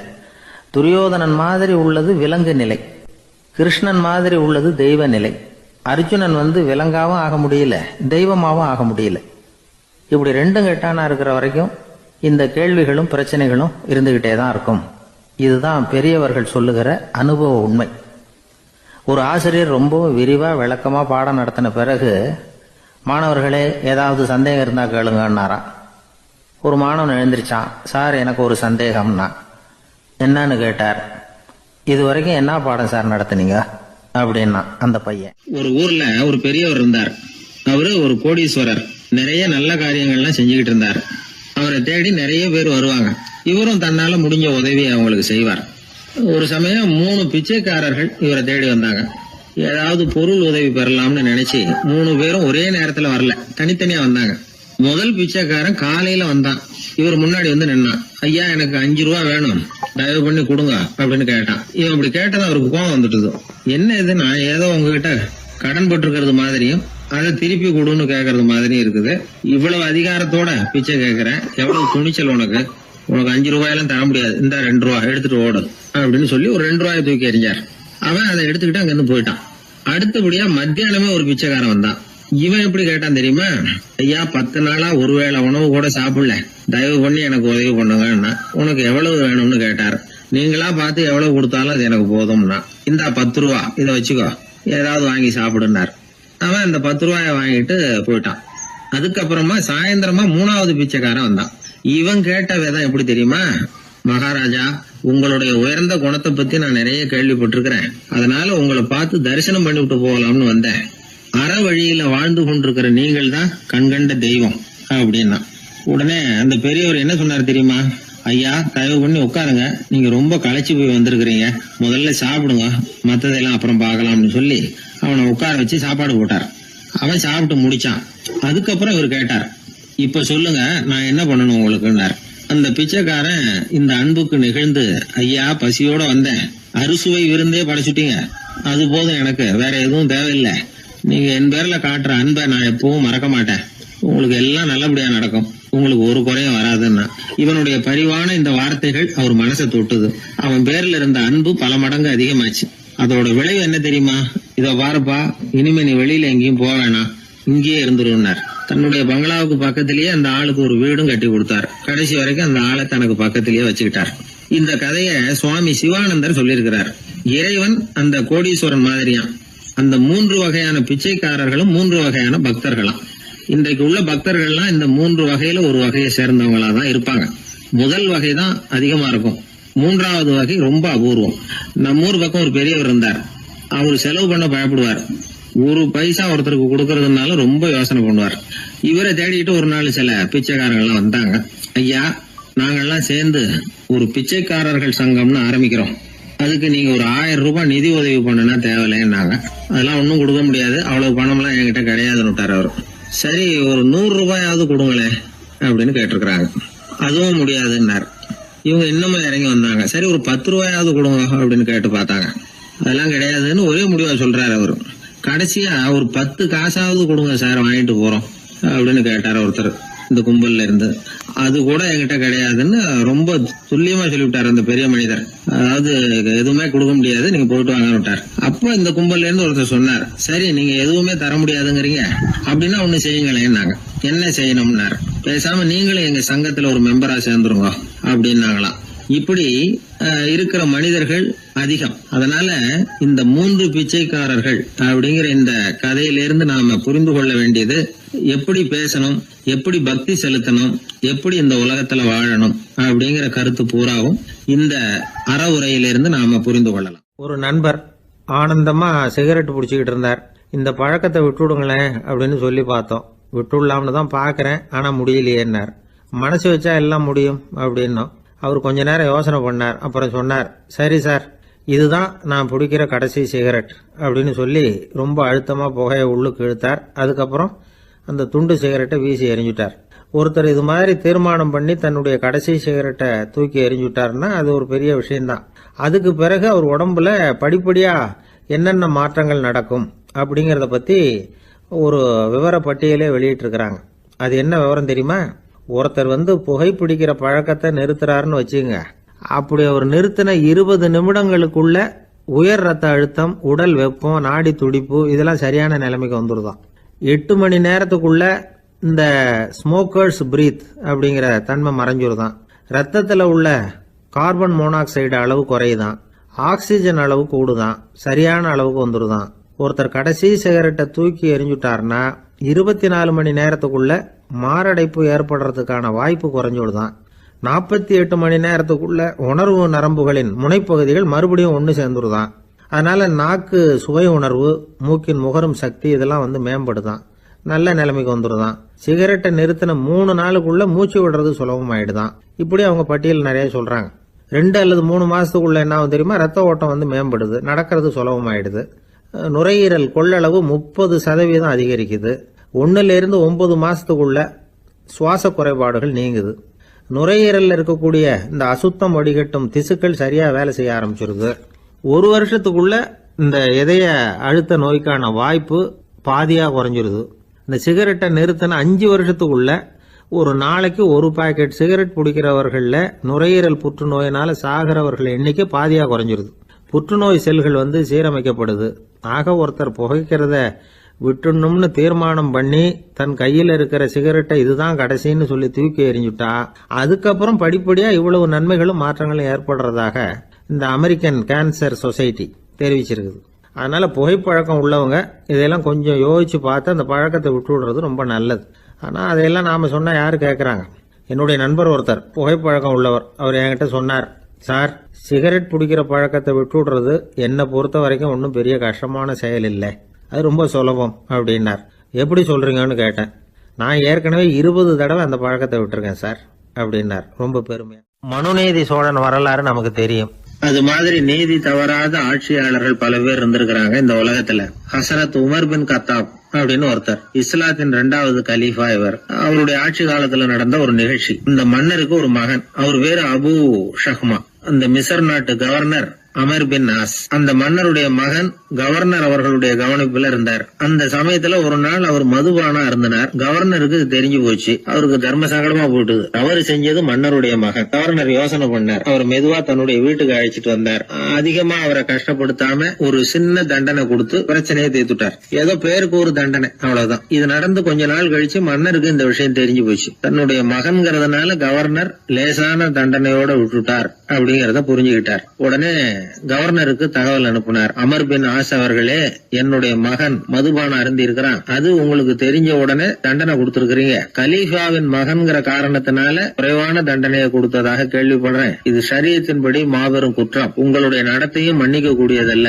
இந்த கடிதம் கண்ட உடனே மகன் அபு ஷஹ்மாவை மதீனாவுக்கு அனுப்பி வைக்க வேண்டியது அப்படின்னு கடிதம் எழுதினார். அதை பார்த்தார் கவர்னர். உடனே கலீஃபாவின் மகனை மதீனாவுக்கு அனுப்பி வச்சார். மன்னர் முன்னாடி நீதி விசாரணை நடக்குது. தன்னுடைய மகனுக்கு சவுக்கு தூக்கடி வழங்கும்படியா உத்தரவிடுறார் ஹசரத் உமர் பின் கத்தாப். தண்டனை நிறைவேற்றப்பட்டது. கூடியிருந்தவர்கள்லாம் ஐயா கொஞ்சம் கருணை காட்டுங்க அப்படின்னு சொல்லி மன்னர்கிட்ட வேண்டிக்கிட்டாங்களாம். இந்த வேண்டுகோளை மன்னர் ஏத்துக்கல. நீதியின் முன்னால் தந்தை மகன் அன்பு நேசம் உறவு இந்த முறைகளை எல்லாம் கவனிக்க முடியாது. குற்றம் செஞ்சவர் தண்டிக்கப்பட வேண்டியவர், அவர் யாரா இருந்தாலும் சரி அப்படின்னாராம். எல்லா ஆட்சியாளர்களுமே கவனிக்க வேண்டிய ஒரு செய்தி இது. அவர் ஒரு நாள் தன்னுடைய அரசாங்க கணக்கு வழக்குகளை பார்த்துட்டு இருக்கிறார். அந்த சமயத்துல அவரை பார்க்க ஒரு பெரிய மனிதர் வந்தார். இவர் தன்னுடைய சொந்த வேலை காரணமா வந்திருக்கிறார் அப்படிங்கறத அவர் புரிஞ்சுக்கிட்டார். உடனே அது வரைக்கும் எரிஞ்சுகிட்டு இருந்த விளக்க அணைச்சுட்டு இன்னொரு விளக்க ஏற்றி வச்சுக்கிட்டாராம். இந்த செயலுக்கு என்ன காரணம்னு கேட்டிருக்கிறார் வந்தவர். இதுக்கு அவரு சொன்னார், ஐயா நீங்க வந்த போது இங்க எரிஞ்சுகிட்டு இருந்தது அரசாங்க விளக்கு, இப்ப எரியறது சொந்த விளக்கு. சொந்த விஷயங்களை பேசுறப்போ அரசாங்க பணத்தை செலவு பண்ணக்கூடாது,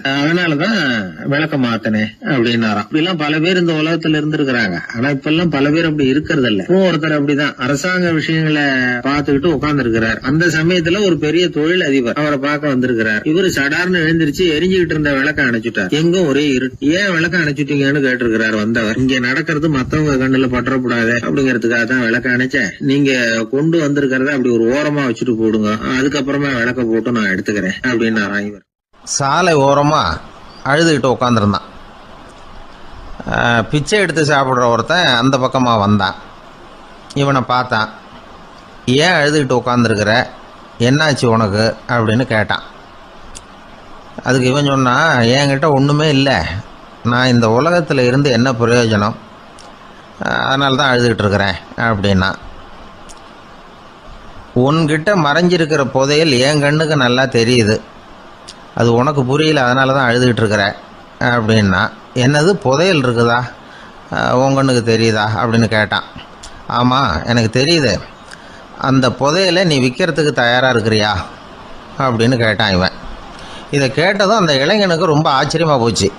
என்னது இப்படி கேட்குறானே அப்படின்னு. என்கிட்ட ஒரு காசு கூட இல்லையே, அப்படி இருக்கிறப்போ புதையல் எங்கேருந்து வந்தது அப்படின்னா. இந்த நேரத்தில் அந்த பிச்சைக்காரன் சிரித்தான். இப்படி தான் இந்த உலகத்தில் எல்லாரும் சொல்லிகிட்டு இருக்கிறாங்க, என்கிட்ட ஒன்றுமே இல்லைன்னு சொல்லி.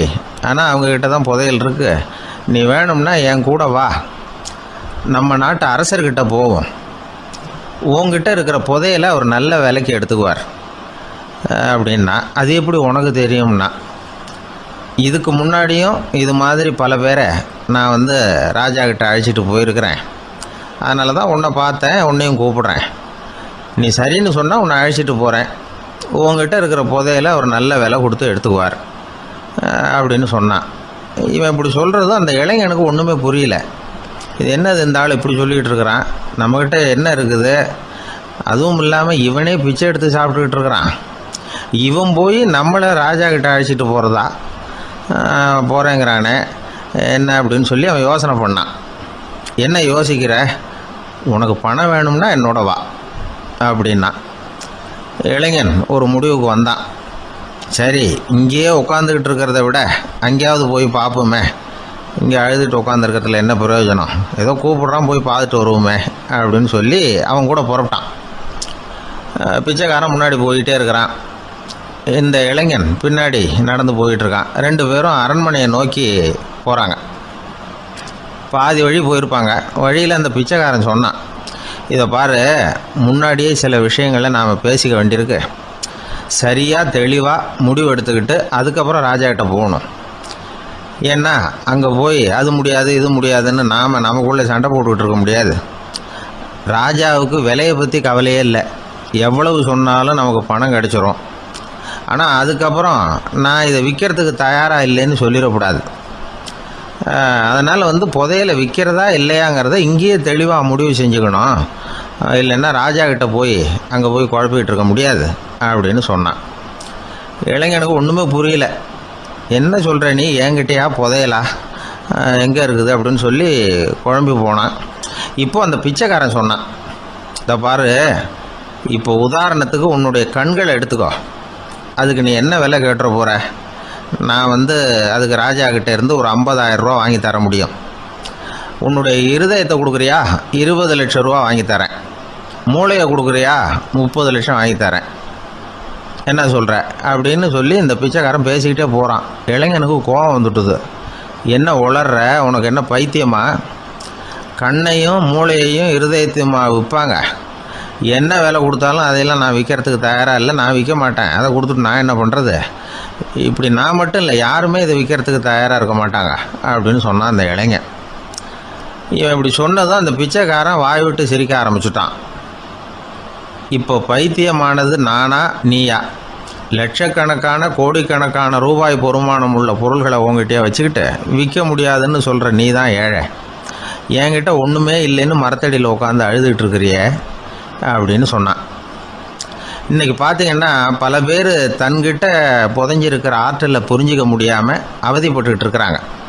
நம்மக்கிட்ட என்ன இருக்குங்கிறது அவங்களுக்கு தெரியறதில்ல. அதனால தான் என்கிட்ட ஒன்றுமே இல்லைன்னு சொல்லி அழுதுகிட்டு இருக்கிறாங்க. இதை விளங்க வைக்கிறதுக்கு பெரியவங்க சொல்கிற கதை இது. நம்மக்கிட்ட இருக்கிற புதையலை நாம் தான் தோண்டி எடுக்கணும். உண்மையான புதையலுங்கிறது உள்ளே இருக்குது, ஆனால் அதை வெளியில் தேடுற ஆசாமிகள் தான் அதிகம். சராசரி மனித இயல்பு அப்படி. நம்மக்கிட்ட விலை மதிக்க முடியாத பகுத்தறிவு இருக்குது, அதை வச்சுக்கிட்டு வாழ்க்கையில் முன்னேறதுக்கு முயற்சி பண்ணணும். என்கிட்ட ஒன்றுமே இல்லைன்னு நினச்சி ஓரமாக உட்காந்துடக்கூடாது. முயற்சி செஞ்சால் முடியாத காரியம் எதுவுமே இல்லை. ஒரு ரயில்வே ஸ்டேஷன் பக்கம் வெளியில் ஒரு டாக்ஸி நின்றுக்கிட்டு இருந்தது. அந்த பக்கமாக வந்த ஒருத்தர் டாக்ஸி டிரைவரை பார்த்து சொன்னார், ஐயா உங்கள் வண்டியில் பின் சீட்டில் ஒரு மணி பர்ஸு கிடக்கு, யாரோ மறந்து விட்டுட்டு போயிருக்கிறாங்க அப்படின்னார். இல்லை அது காலி பர்ஸு தான், நான் தான் அதை அங்கே போட்டு வச்சுருக்கிறேன்னார் டிரைவர். ஏன்னு கேட்டார் அவர். இதுக்கு டிரைவர் சொன்னார், அதை பார்க்குற யாராவது அதை எடுத்துக்கலாம்ங்கிற ஆசையிலையாவது சவாரிக்கு வருவாங்க, அதுக்காக தான் போட்டு வச்சுருக்கிறேன் அப்படின்னார். ஒரு சீன தேசத்து அரசர் இருந்தார். அவருக்கு வயசாயிட்டுது. அவருக்கு அடுத்தபடியாக அவருடைய புள்ள பட்டத்துக்கு வரணும், ஆட்சி பொறுப்பை ஏற்றுக்கணும். ஒரு நல்ல தலைவனுக்கு இருக்க வேண்டிய பண்புகள்லாம் தன்னுடைய மகனுக்கு இருக்கணும்னு விரும்பினார் அந்த அரசர். அதனால் இளவரசனை பக்கத்தில் இருந்த ஒரு குரு கிட்ட அனுப்புனார். இளவரசன் அவர்கிட்ட போய் சேர்ந்தான். அந்த குரு என்ன பண்ணார் தெரியுமா? இவனை பார்த்து சொன்னார், இதை பாருப்பா, நீ என்ன பண்ணுற, இப்போவே பக்கத்தில் இருக்கிற காட்டுக்கு போ, நடுக்காட்டில் போய் ஒரு இடத்துல உட்காந்துக்கோ. அங்கே என்னென்ன சத்தம்லாம் உன் காதில் விழுதுன்னு கவனிச்சு கேளு. உன் காதில் விழுந்த ஓசைகள் என்னென்னங்கிறத என்கிட்ட வந்து சொல்லு, அதுதான் எனக்கு தெரியணும், உனக்கு வேலையும் அதுதான் அப்படின்னு சொல்லி அனுப்பி வச்சுட்டார். இளவரசன் காட்டுக்கு போனான். குரு சொன்னபடியே ஒரு இடத்துல உட்காந்து கவனித்து கேட்டான்.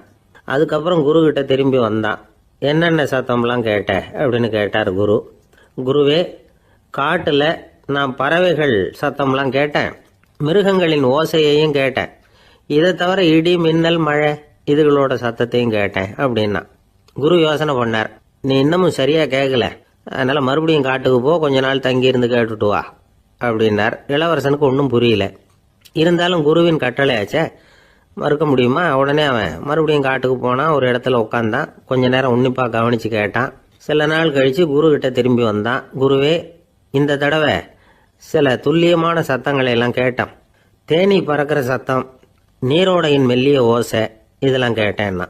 குரு சிரிச்சார். நீ மறுபடியும் காட்டுக்கு போ, இன்னும் சில நாள் அங்கே இரு, முழுமையாக கவனமாக கேட்டுக்கிட்டு வா அப்படின்னு சொல்லி அனுப்பி வச்சுட்டார். இளவரசனுக்கு குழப்பம் அதிகமாயிட்டுது. ஒன்றுமே புரியல. மறுபடியும் காட்டுக்கு போனான். மௌனமாக ஒரு இடத்துல உட்காந்துட்டான். அப்படியே தியானத்தில் ஆழ்ந்துட்டான். சில நாளில் அவனுக்கு இதுவரை கேட்காத ஓசைகள்லாம் கேட்க ஆரம்பிச்சிட்டுது. இதைத்தான் நான் கேட்கணும்னு என்னுடைய குரு எதிர்பார்த்துருக்கிறாருங்கிறத புரிஞ்சுக்கிட்டான். உடனே குரு கிட்ட ஓடனான். குருவே, இந்த தடவை காதுகளுக்கு கேட்க முடியாத சில ஓசைகளை கூட என்னால் உணர முடிஞ்சுது. பூ மலருகிற ஓசை, சூரியனால் பூமி சூடாகிறப்போ எழுகிற ஓசை, காலை பனித்துளி இந்த புல்லுலாம் குடிக்கிற ஓசை, இது எல்லாம் என்னால் நல்லா கேட்க முடிஞ்சுது அப்படின்னா. குருவுக்கு இப்போதான் திருப்தி ஏற்பட்டு தான் இளவரசனை பார்த்து சொன்னார், இதை பாருப்பா, இப்போதான் நாட்டை ஆளுகிற தகுதி உனக்கு வந்திருக்குது அப்படின்னு சொல்லி அதுக்கு விளக்கமும் கொடுத்தாராம். எந்த அரசன் தன்னுடைய மக்களின் இதயம் பேசுகிற மௌன மொழியை, மௌன வார்த்தைகளை கேட்குறானோ அவன் தான் ஆள தகுதி உள்ளவன். எந்த அரசன் தன்னுடைய மக்களின் உணர்ச்சிகளை உண்மையாக உணர்றானோ அவன் தான் முதன்மையான அரசன். போலி வார்த்தைகளை மட்டும் கேட்டுட்டு பல மௌன ராகங்களை காதில் வாங்கிக்காதவன் அரசனே இல்லை. எந்த நாட்டில் எப்போ ஒரு அரசன் தன்னுடைய மக்களின் உணர்ச்சிகளை கேட்க மறுக்கிறானோ அன்னையிலிருந்தே அந்த நாடு அழிய தொடங்குது அப்படின்னு அர்த்தம். இதுதான் அந்த குரு இளவரசனுக்கு போதிச்சது. வாயால் பேசுறத மட்டும் கேட்டு ஏமாறக்கூடாது, உணர்ச்சிகளையும் கேட்கறதுல தான் மனப்பக்குவம் உண்டாகும். மக்கள் உணர்ச்சிகளை புரிந்து கொள்ளாத அரசர்கள் நீடிச்சிருக்க முடியாது. அது மாதிரி நாடுகளில் அடிக்கடி குழப்பம் தான் உண்டாகும். அப்படி இருந்தா அடிக்கடி ஆட்சி மாறிட்டு இருக்கும். அப்படிப்பட்ட ஒரு தேசம், அங்கே ஒரு சிறைச்சாலையில் 3 கைதிகள் பேசிக்கிட்டு இருந்தாங்க. ஒருத்தன் சொன்னான், நான் இந்த நாட்டு ராஜாவை எதிர்த்து பேசிக்கிட்டு இருந்தேன், அதனால் என்னை பிடிச்சி கொண்டாந்து இங்கே போட்டுட்டாங்க அப்படின்னா ஒருத்தன். இன்னொருத்தன் சொன்னான், நான் இந்த நாட்டு ராஜாவை ஆதரிச்சு பேசிக்கிட்டு இருந்தேன், அதனால என்ன புடிச்சு கொண்டாந்து இங்க தள்ளி விட்டாங்க அப்படின்னா. அது சரி, நீ என்ன தப்பு பண்ண அப்படின்னு சொல்லி மூணாவது ஆளை பார்த்து இவங்க கேட்டாங்க. அதுக்கு அந்த ஆளு சொல்றான், நான் தான் இந்த நாட்டு ராஜா அப்படின்னா. எப்பவும் சுத்தமா இருக்கணும், அதுதான் நல்லதுன்னாரு ஒருத்தர். நான் அப்படித்தான் சார் இருக்கிறேன், தினம் 2 வேளை சோப்பு போட்டு குளிக்கிறேன் இன்னொருத்தர். உடம்பு மட்டும் சுத்தமா இருந்தா போதாது சார், மனசும் சுத்தமா இருக்கணும்னாரு அவரு. மனசை சுத்தப்படுத்துறதுக்கு என்ன சோப்பு சார் போடலான்னு கேட்டாரு இவர். ஆன்மீகம்ங்கிற சோப்பு தான் அதுக்கு பொருத்தம்னாரு அவர். ஆன்மாவை மேம்படுத்துகிற ஒரு முயற்சி தான் ஆன்மீகம்ங்கிறது. அந்த முயற்சியை எப்படி பண்றது? மனசுக்குள்ள குந்தி இருக்கிற வேண்டாத விருந்தாளிகளை எல்லாம் வெளியேற்றணும். வேண்டாத விருந்தாளிகள்ல முக்கியமான ஒருத்தர் யாருன்னா அவர் பேர் பொறாமை. இவரு நம்ம மனசுக்குள்ள இருக்கிற வரைக்கும் நாம நிம்மதியா இருக்க முடியாது. ஒரு குருநாதர் இருந்தார், அவர்கிட்ட 2 சீடர்கள் இருந்தாங்க. 2 பேரும் ஆரம்பத்துல ஒருத்தருக்கு ஒருத்தர் நல்லபடியா தான் பழகிட்டு இருந்தாங்க. ஆனாலும் என்னமோ தெரியல, கொஞ்ச நாள்ல இந்த 2 பேர்ல ஒருத்தன் மனசுக்குள்ள பொறாமைங்கிற விருந்தாளி உட்கார ஆரம்பிச்சுட்டார். அந்த சீடனும் அதுக்கு இடம் கொடுத்துட்டான். குரு கிட்ட தான் நல்ல பேர் வாங்கணும் அப்படின்னும், தன்னுடைய நண்பன் கெட்ட பேர் வாங்கணும் அப்படின்னு அவனுக்கு ஒரு ஆசை வந்துட்டுது. என்ன பண்ணலாம்னு யோசனை பண்ணான். ஒரு நாள் விடியற் காலையில எழுந்திருச்சான். நேரா குரு கிட்ட போய் அவர் முன்னாடி நின்னான். குருவே, என்ன பாருங்க, நான் எவ்வளவு சீக்கிரமா எழுந்திருச்சு குளிச்சு முடிச்சுட்டு உங்களை வணங்குறதுக்காக நிக்கிறேன். ஆனா அவன் இருக்கானே, இன்னமும் கண்ணு முழிக்கவே இல்ல, தூங்கிக்கிட்டே இருக்கிறான், தூங்கு மிஞ்சி அப்படின்னா. குருநாதர் நிமிந்து பார்த்தார். அப்படியா? அப்படின்னா நீயும் கூட அவன மாதிரியே தூங்கி இருந்தா நல்லா இருந்திருக்குமேன்னார் ரொம்ப பொறுமையா. என்னது, நாம எவ்வளவு தீவிரமா ஒரு விஷயத்த சொல்றோம், அதுக்கு நம்ம குருநாதர் ரொம்ப பொறுமையா இப்படி சொல்றாரு அப்படின்னு நினைச்சான். ஆச்சரியமா அவரை பார்த்தான். குருநாதர் சொன்னார், ஆமாப்பா, நீயும் தூங்கிக்கிட்டு இருந்திருந்தா அடுத்தவனை பத்தி குறை சொல்றதுக்கு இங்க வந்திருக்க வேண்டிய அவசியம் இருந்திருக்காது, அதனால அப்படி சொன்னேன் அப்படின்னாராம். சீடன் யோசிக்க ஆரம்பிச்சான். அர்த்தம் புரிஞ்சது. உடனே பொறாமைய மனசுல இருந்து தூக்கி எறிஞ்சுட்டானாம். மனசு சுத்தமாயிட்டு.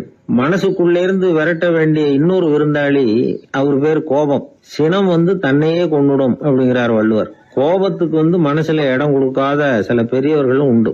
ஒருத்தர் இருந்தார், அவர் ஒரு சமயம் கோதாவரி நதியில போய் குளிச்சுட்டு திரும்பி வந்துட்டு இருக்கிறார். ஒரு பெரியவர் வர்ற வழியில ஒரு மரத்து மேல உட்கார்ந்து இருந்த ஒருத்தன் அவர் மேல துப்பி போடுறான். இவர் உடனே திரும்பி போய் மறுபடியும் குளிச்சுட்டு வர்றார். அப்பவும் துப்புறான். அவர் கோவப்படல, பேசாம மறுபடியும் திரும்பி போய் குளிச்சுட்டு வர்றாரு. இப்படி பல தடவை நடந்துகிட்டே இருக்குது. ஒரு கட்டத்துல இந்த ஆளு தோத்து போய் அவர் காலிலேயே விழுறான். ஆச்சரியப்பட்டு கேக்குறான், அது எப்படிங்க நீங்க கோவப்படாம இருக்கிறீங்களே, அது எப்படி அப்படின்னா.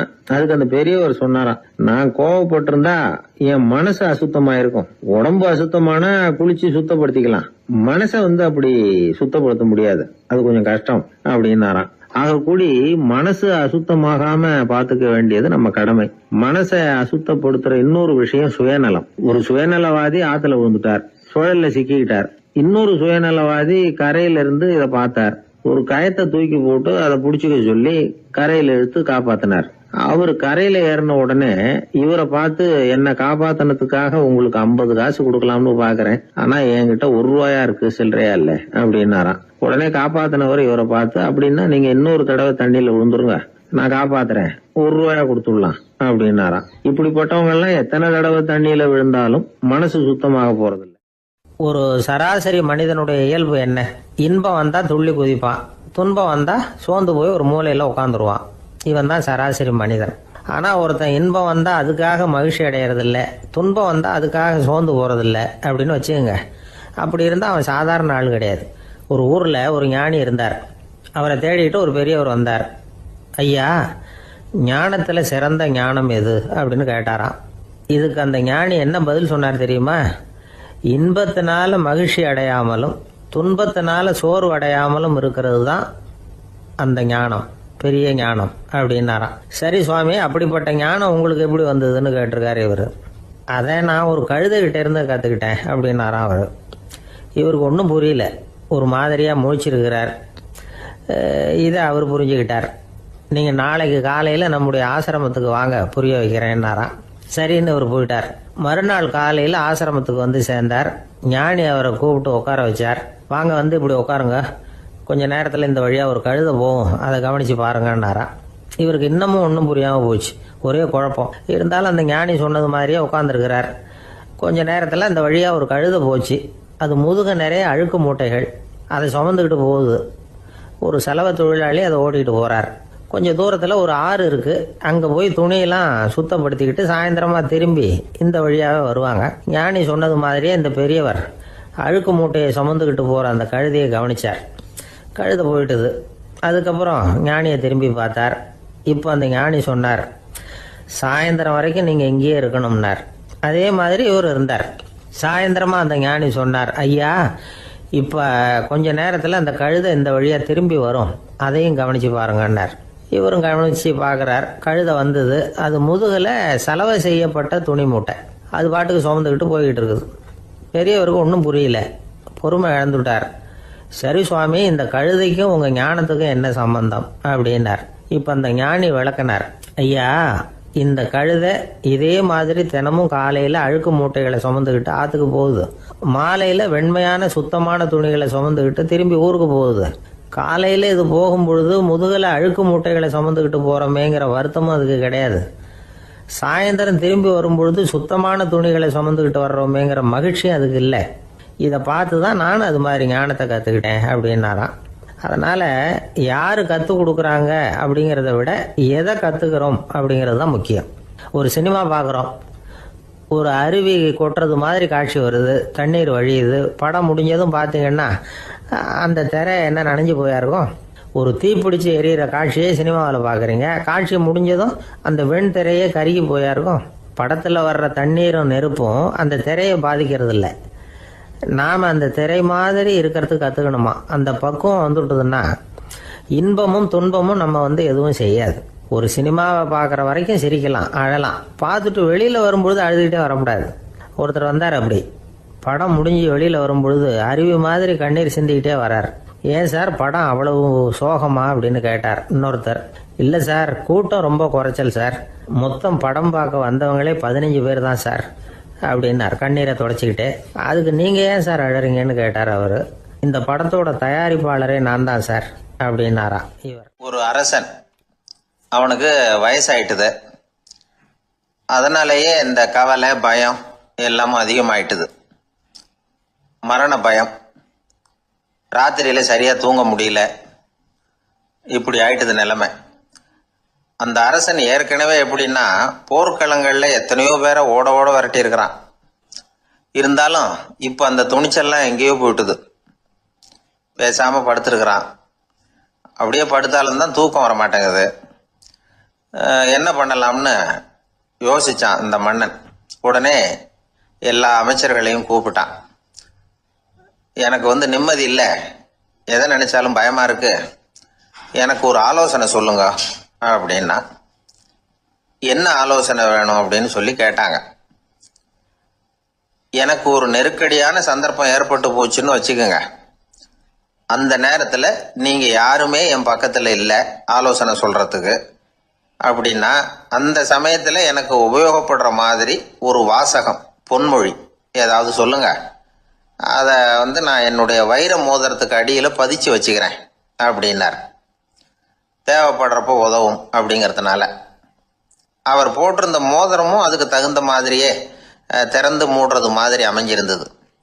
ஏதாவது வாசகம் எழுதுனா உள்ற வச்சுக்கலாம், அதுக்கான வசதி அதில் இருந்தது. அமைச்சர்கள்லாம் யோசனை பண்ணாங்க, இது மாதிரி ராஜா கேட்குறாரு, என்ன வாசகம் அதாவது பொன்மொழி சொல்லலாம் அப்படின்னு எல்லாரும் யோசனை பண்ணாங்க. ஒருத்தருக்குமே சரியா தோணலை, ஒரே குழப்பமா இருந்தது. ஏன்னா நெருக்கடியான சமயத்தில் உபயோகப்படுறது மாதிரி ஒரு பொன்மொழி வேணும்னு சொல்லியிருக்கிறார். அப்படி இப்படி யோசிச்சு பார்த்தா ஒன்றுமே தோணலை. எல்லாரும் குழம்பிக்கிட்டு இருந்த நேரத்தில் ஒரு பெரியவர் அந்த பக்கமாக வந்தார். அவர் சொன்னார், நான் வேணும்னா அதுக்கு பொருத்தமாக ஒரு வாக்கியம் சொல்கிறேன், ஆனால் ஒரு நிபந்தனை. அதை யாரும் ரொம்ப ஆர்வம் காரணமாக அவசரப்பட்டு படிச்சிடக்கூடாது. அதை ரகசியமாக அந்த மோதிரத்துக்குள்ளே எழுதி வச்சுக்கணும்.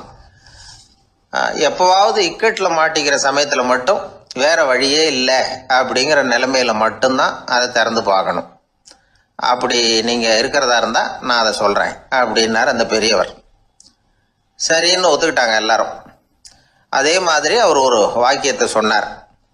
அவர் சொன்ன வாக்கியத்தை ரகசியமாக மோதிரத்துக்குள்ளே பதிச்சு மூடியாச்சு. ராஜா அதை விரல்ல மாட்டிக்கிட்டார். கொஞ்ச நாள் ஆச்சு. அந்த ராஜாவுக்கு ஒரு சோதனை வந்தது. என்ன சோதனைன்னா, அடுத்த நாட்டு மன்னன் படையெடுத்துக்கிட்டு வந்துட்டான். அவன் இவர்கிட்ட ஏற்கனவே தோத்து போனவன். ஒரு வெறியில வந்திருக்கிறான். தோற்று போனவன் மறுபடியும் சண்டைக்கு வந்தா எப்படி வருவானோ அப்படி வர்றான். ஒரு வெறியில வந்தா ஜெயிச்சுட்டான். என்னாச்சு இவரோட நிலைமைன்னா நாட்டை இழந்துட்டார், எல்லாத்தையும் இழந்துட்டார். கடைசியா ஒரு அடிபட்ட குதிரையில ஏறி தப்பிச்சு போயிட்டார், வேற வழி இல்லைன்னு. பின்னாடி துரத்திக்கிட்டு வராங்க. இவர் ஒரு மலை உச்சிக்கு போயிட்டார், அதுக்கும் அப்பால போக முடியாது, ஏன்னா அந்த பக்கம் பயங்கர பள்ளம். உல்லாச பயணிகள் வந்து கண்டு கழிக்கிற இடம் அது. ஆனா இவருக்கு அது சாவு பயணத்தின் வாசல், திரும்பவும் முடியாது, அவ்வளவு குறுகிய பாதை அது, வேற வழியே இல்லை. இந்த நேரம் சூரிய ஒளி மோதிரத்துல பட்டு மின்னிச்சு. உடனே இவருக்கு ஞாபகம் வந்தது. மோதிரத்தை திறந்து படிக்கிறார். அதுல இருந்த வாசகம், இந்த நிலையும் மாறிவிடும், this too will pass away. அவருக்கு ஒரு தைரியம் வந்தது. பின்னாடி வந்தவங்களும் திசை மாறி வேற எங்கேயோ தேடி போயிட்டாங்க. அவங்க விரட்டிக்கிட்டு வரலன்னா இவ்வளவு அழகான ஒரு இடம் இருக்கிறதே எனக்கு தெரியாம போயிருக்குமேன்னு நினைச்சார். இவ்வளவு அழகை ரசிக்கிறதுக்காக ஒரு நாட்டையே கூட இழக்கலாம்னு தோணுச்சு அவருக்கு. அமைதியா அந்த அழகை ரசிச்சார். எதிரிகள்லாம் எங்கேயோ போயிட்டாங்க. மன்னர் நாடு திரும்பினார். மறுபடியும் படைகளை திரட்டினார். கொஞ்ச நாள்ல படை எடுத்துக்கிட்டு போனார். யாருகிட்ட தோத்து போனாரோ அவரையே வெற்றி கண்டு திரும்பி வர்றார். வரவேற்பு விழா பிரமாவப்படுது. ஆடல் பாடல் கோலாகலம். இதை பார்த்தது அந்த ராஜாவுக்கு தலைகால புரியல. நம்மளை இனிமே யாராலையும் ஜெயிக்க முடியாதுன்னு நினைச்சார். அகம்பாவம் லேசா எட்டி பார்த்தது. இப்போ மறுபடியும் சூரிய ஒளிப்பட்டு மோதிரம் மின்னிச்சு. அதை திறந்து மறுபடியும் படிக்கிறார். இந்த நிலைமையும் மாறிவிடும், this too will pass away. அவ்வளவுதான். அவர் மனசு அடங்க ஆரம்பிச்சுட்டுது, ஆணவம் போயிட்டுது. இதுல இருந்து நாம தெரிஞ்சுக்க வேண்டியது என்னன்னா, எந்த சூழ்நிலையிலையும் நாம கவலைப்பட வேண்டியதில்லை. ஏன்னா இங்க எதுவுமே நிரந்தரம் இல்லை. அந்த ராஜா மாதிரியே நம்ம ஆளு ஒருத்தன் ஒரு மோதிரம் போட்டிருந்தான், அதுக்குள்ள அவன் எழுதி வச்சிருந்த வாசகம் எதுக்கும் கவலைப்படாதே அப்படிங்கிறது தான். ஒரு நாள் பயங்கரமான கவலையோட உட்காந்துருந்தான். பக்கத்துல இருந்தவங்க சொன்னாங்க, இது மாதிரி சந்தர்ப்பத்துல தான் நீ உன் மோதிரத்தை திறந்து பார்க்கணும்னாங்க. இவனுக்கு கவலையோட எரிச்சலும் சேர்ந்துக்கிட்டது. அது எப்படி முடியும், இப்ப திருட்டு போனது என்னோட அந்த மோதிரம் தானே அப்படின்னு சொல்லிவிட்டு தலையில கை வச்சுட்டு உட்காந்துட்டான். இப்படிலாம் சொல்றது உண்டு. இருந்தாலும் நாம எந்த சூழ்நிலையிலையும் கவலைப்பட வேண்டியதில்லை அப்படிங்கிற உண்மையை புரிஞ்சுக்கணும். அப்படி கவலையை வெல்றதுக்கான வழி தெரிஞ்சுட்டதுன்னா வாழ்க்கையில வெற்றி நிச்சயம். ஒரு மனிதன் கோபப்படும் பொழுது அவனை நல்லா கவனிச்சு பாருங்க. ஏதாவது ஒரு மிருகத்தின் சாயல் அவன் முகத்துல தெரியும். முகம் அழகா இருக்கிறது எப்போ, அவன் புன்னகையோட இருக்கிறப்பதான். கோபமா இருக்கிறப்ப முகம் அழகா இருக்காது. சார் கோபத்துல இருக்கார், இந்த கோபம் குறையறதுக்குள்ள ஒரு போட்டோ எடுத்துருங்க, அழகா இருக்கும் அப்படின்னு யாரும் சொல்றது இல்ல. போட்டோ எடுக்கிறவர் கூட எடுக்கிறதுக்கு முன்னாடி முகத்தை கொஞ்சம் சிரிச்ச மாதிரி வச்சுங்க சார் அப்படின்னு தான் சொல்லுவார். முகத்தை கொஞ்சம் கடுகடுப்பா வச்சுங்க சார், அப்பதான் நல்லா அமையும் அப்படின்னு நான் சொல்லுவார். ஒரு உண்மை என்ன தெரியுமா, கோபம் மனசையும் கெடுக்கும், உடம்பையும் கெடுக்கும். கோபப்படுகிறவர்களின் ஆயுள் காலம் குறைகிறது அப்படிங்கிறது விஞ்ஞான உண்மை. சிரிக்கிறவங்க ஆயுள் காலம் அதிகரிக்கிறது அப்படிங்கறதும் விஞ்ஞான உண்மை. கோபப்படுறவங்களை யாரும் விரும்புறதில்லை. கோபப்படுற அப்பா அம்மா கிட்ட பிள்ளைங்க நெருங்காது. கோபப்படுற அதிகாரிகள் கிட்ட ஊழியர்கள் நெருங்க மாட்டாங்க. கோபப்படுற வாத்தியார்கிட்ட பிள்ளைங்க நெருங்குறது இல்ல. அவன் எப்ப பார்த்தாலும் வள்ளு வள்ளுன்னு விழுவான். அதனால எப்போ அவன் பக்கத்திலேயே இருக்கணும்னு ஆசைப்படுறேன் அப்படின்னு ஒருத்தன் சொன்னா அவனை இவன் வேடிக்கை பார்க்க ஆரம்பிச்சுட்டான் அப்படின்னு அர்த்தம். சரி, இந்த கோபம் எதனால வருது? இயலாமையினாலதான் வருதான். இப்ப நீங்க நினைக்கிறத நிறைவேற்றக்கூடிய சாமர்த்தியம் உங்ககிட்ட இல்லைங்கிறப்போ அது கோபமா வெளிப்படுது, அவ்வளவுதான். திறமை உள்ளவன் கோபப்பட வேண்டிய அவசியமே இல்லை. ஒரு உண்மையான கவிஞன் கிட்ட போய் ஒரு கவிதை எழுதி கொடுங்க அப்படின்னு சொன்னா அவன் உடனே எரிச்சல் அடையக்கூடாது. எரிச்சல் வந்தா அது அவனுடைய இயலாமையை காட்டுது.